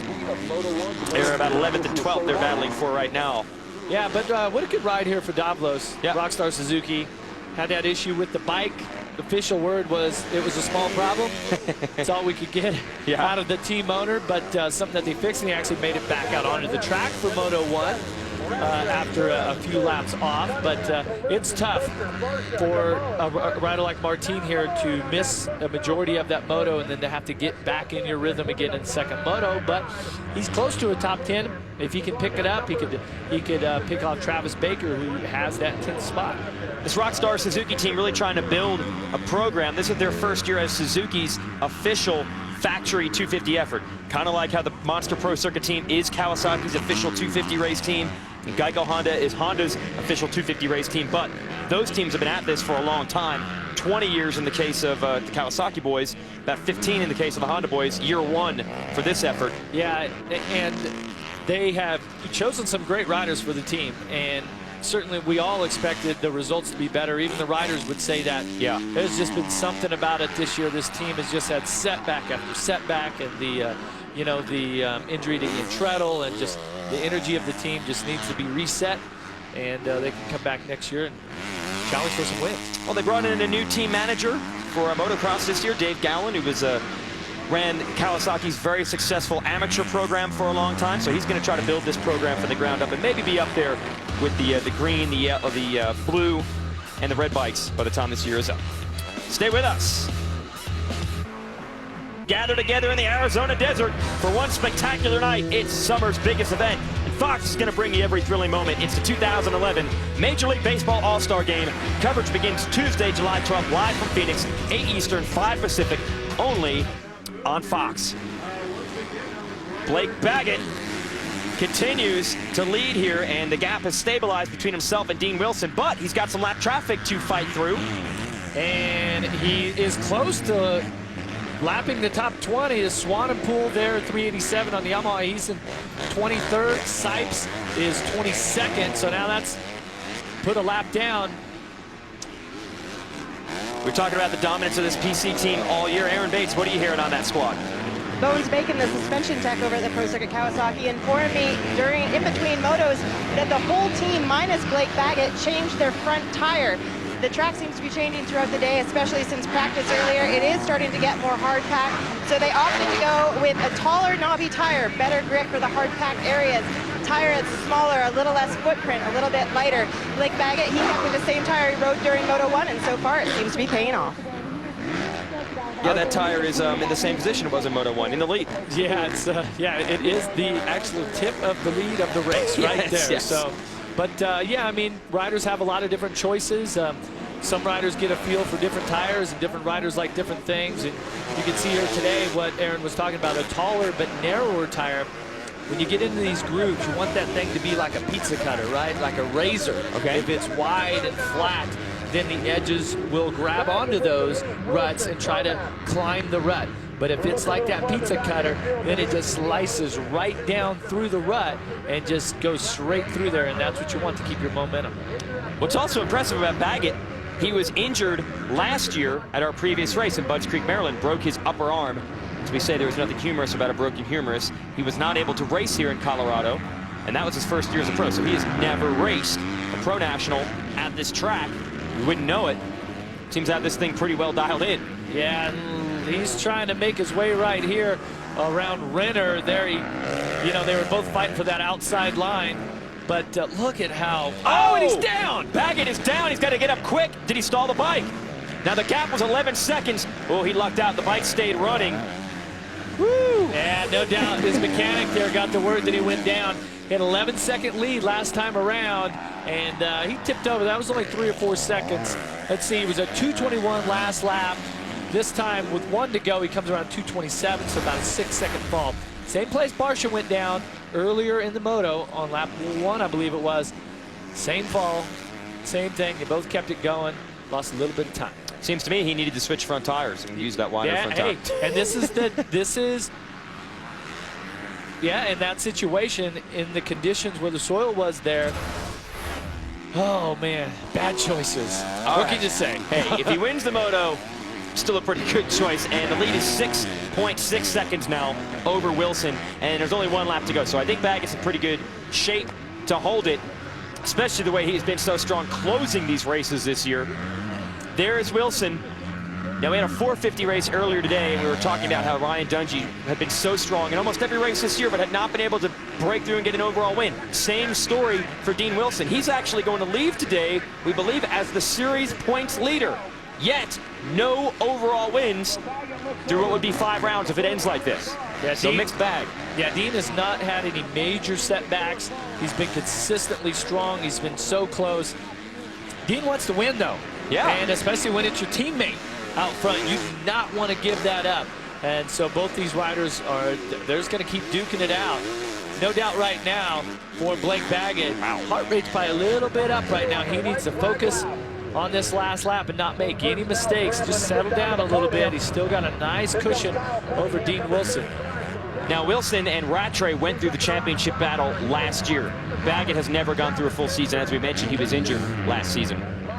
Is there anything about racing week to week and experience that he might lack compared to the other guys he's battling for the title? Right now, it is week to week. And once you start to get closer to this final round in Pala in California, where the #1 plate starts to become in focus for you. Yeah. That's when you start thinking ahead, and that's when you have to rely upon all the people around you, the experience and their advice to help coach you through it.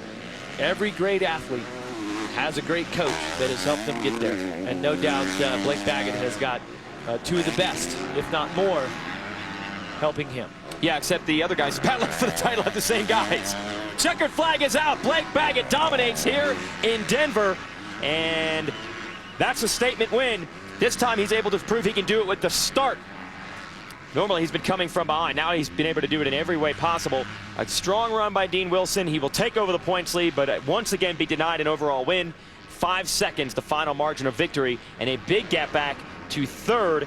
It has been Eli Tomac, and it will be Eli Tomac finishing in the #3 spot. What do you think? Is this what this kid wants right now?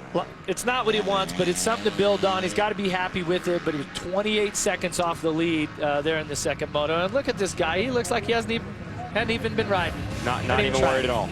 We'll talk to our race winner when we return. Celebration for Blake Baggett on the right. There's his dad on the left, his trainer, Alden Baker. There in the middle, Kawasaki PR girl Ashley Little telling him to go to the podium and celebrate this one. Lucas Oil race recap will allow us to show you how Blake Baggett ended up with the win today. Early on, making headlines, the 245 of Lance Vincent. This kid, not intimidated, going after Dean Wilson, who is now your championship series leader. Vincent doesn't care about that. He fought him hard. Unfortunately, would run into problems later in the moto. More problems for others, such as Brock Tickle. He was out. Nico Izzy was in and out of the pits with trouble. Izzy would rebound to finish 15th. And Justin Barcia had a couple of crashes in this one, including this tumble right in front of the Makita Mechanics area. Barcia would hold on to finish 12th. Up front, meanwhile, no problems for Blake Baggett until this, with 2 laps to go. Luckily, the bike did not stall. He got it back up and going, and he would hold on to win again his 3rd overall victory this year. He's won round 1, round 3, round 5. So by that math, he'll struggle at round 6 and then dominate round 7, right? Something like that. Okay. Meanwhile, Blake Baggett, I believe, is on the podium with Aaron. Aaron, let's hear it. You guys are laughing about it. We were actually just having a laugh about that as well. Blake, what a performance it was for you today. But you were the one guy on the team that actually didn't change up that tire. And 2 laps to go, you slid out. Was there any point in time where you were thinking, I wished I may have changed that tire? Definitely. You know, track just is so hard packed, and then the top of the ruts are muddy. So the tires just get wore out really fast, and tires started to fade away. And the last few laps, it was just really sketchy. But without Dunlop, you know, we wouldn't be able to be out here. And my team, Monster Energy, Pro Circuit, Kawasaki, Thor, Parts Unlimited, Vans, Traxxas, Volcom, Vans, my mom, my dad, my trainer, Alden Baker, my girlfriend, and Brian Wilkinson, too. Thanks. Congratulations on your 3rd overall this season. It's like a road racer there. Going to manage the front tire as it wears out throughout the race. Next up, that round 6 we mentioned will be Redbud in Buchanan, Michigan. Just outside of South Bend, Indiana. We'll have the 250 class coverage on Speed next week at 9 p.m. Eastern. Weekend off, we'll go to Millville, Minnesota. Speed's 250 coverage at 6 p.m. Eastern there. Then it's Washougal, Washington, live on Speed at 8 p.m. Eastern. With a couple weeks off, and we'll go to Unadilla in New Berlin, New York. Speed's coverage at 9 p.m. Eastern time. That's your Toyota moving forward schedule, as these fans hopefully will be able to make a pilgrimage and check out Blake Baggett and a few other rounds of this Lucas Oil AMA Pro Motocross Championship. Blake Baggett has got his 3rd win of the year and is starting to close in once again on the points lead. We'll see if he can keep it up next week. Is it so? Welcome back to Lakewood, Colorado. We have completed the 2nd 250 class moto today of the Lucas Oil AMA Pro Motocross Championship. We will show you the results. Kawasaki boys dominated again. They go 1-2. Blake Baggett and Dean Wilson in this one. Baggett, that's big though. It's going to give him the overall win, but more on that later. Eli Tomac, 3rd. He's on the podium, that's good, but I think at the beginning of the year he would have liked to have been running up front with Baggett and Wilson, so he probably won't be satisfied until he's there. Nice bounce back for Ryan Sipes after some bad luck early in the year. Malcolm Stewart, Travis Baker, strong rides in the top 10. Let's send it back down to Aaron. Dean Wilson very satisfied about that start. Dean, you're in the points lead heading into Redbud next week, which is the halfway point. You've never been in this position before. What are your thoughts? Oh, I'm really happy. You know, I worked hard today. 2-2, I mean, it's a brilliant day. I won one would be awesome, of course, but no, I mean, I'm really happy. You know, track was really, really rough, and it was tough out there. I mean, the sun was in our eyes a little bit, and it was really tough. Blake rode he rode amazing today, and yeah, I mean, I felt good that second moto. Just had a couple problems trying to get by the first 2 guys, and but no, I mean, I felt like I rode a good race, and I'm happy to have the points lead, and just couldn't do it without everybody that's helped me at Monster Energy, Pro Circuit, Kawasaki, Thor, Dunlop, Parts Unlimited, boys at TwoTwo Motorsports Honda, my mom and dad, Scott Goggles, anybody I might have forgot, thank you so much. Now we'll do the math from Moto 1 and Moto 2, combine them for our overall results here from Colorado. Easy math for Baggett and Wilson, and really Tomac. Darren Durham, a great job for 4th overall, but Tyler Rattray, there is the damage. 5-5 is decent, but he lost a lot of points. Let's send it back down to Aaron on the podium. Eli Tomac won his bet. He made it up here onto the podium, which means you get a rental car upgrade next weekend. Eli, what are you smiling more about, the podium or the car? Obviously the podium, but it'll be nice to roll the Redbud in a caddy. But yeah, I had a lot of fun out there, except on the starts. You know, the track had a lot of good lines. Made for good racing and good passing, and it was definitely a physical one too. Congratulations on making it up in the box in front of your family and friends. We'll see if that's something Tomac can build on. You see where he is in the points. He has been solid this year, but not able to match the blistering pace that those Kawasaki boys have set out front, and that's why they are 1, 2, 3 in points. Have a look. Wilson now upends Rattray to take the lead. Baggett back by only 20. That means it's within striking distance. And really 38 points for Tomac. If he gets hot, he could do it. His teammate Trey Canard did it to win the title last year, Jeff. Yeah, and the riders really took the hit right here. Justin Barsha and Cunningham, they lost a lot of points today. Let's send it down to Aaron one more time with Darren Durham. Darren Durham, 6th place overall today. Darren, you're so close to that dream, but every weekend getting stronger and stronger. What's making the biggest difference for you? Yeah, I've just been working hard, and I'm not sure what I got overall, but I'm, you know, trying to get up on that podium before the end of the season. You know, I just want to thank all my sponsors, 1110 Mods, Volcom, Renegade, FMF, PR2, Morgantown, Dunlop, Kicker, Total Image, and, you know, anyone I forgot. Thank you. DVS. All right, this race is over. Here's how you're going to get results. Fuel your passion for motorcycle racing. It's the Speed Motorcycle Text Alerts. Powered by Yamaha, you'll get the latest motor racing results and breaking news as soon as they become available, sent right to your phone. So simple. Just text MOTO to Speed 3 for the alerts now. That's going to do it here from Colorado, but this series keeps on rolling, and we will be at Redbud for July 4th weekend. This is one of the most spectacular races on the tour. The biggest jump in the series, Larocco's Leap. Quite possibly the biggest crowd. Why not? It's a holiday weekend, so join us on Speed if you can't join us in person. For Aaron Bates and Jeff Emig, I'm Jason Wygant.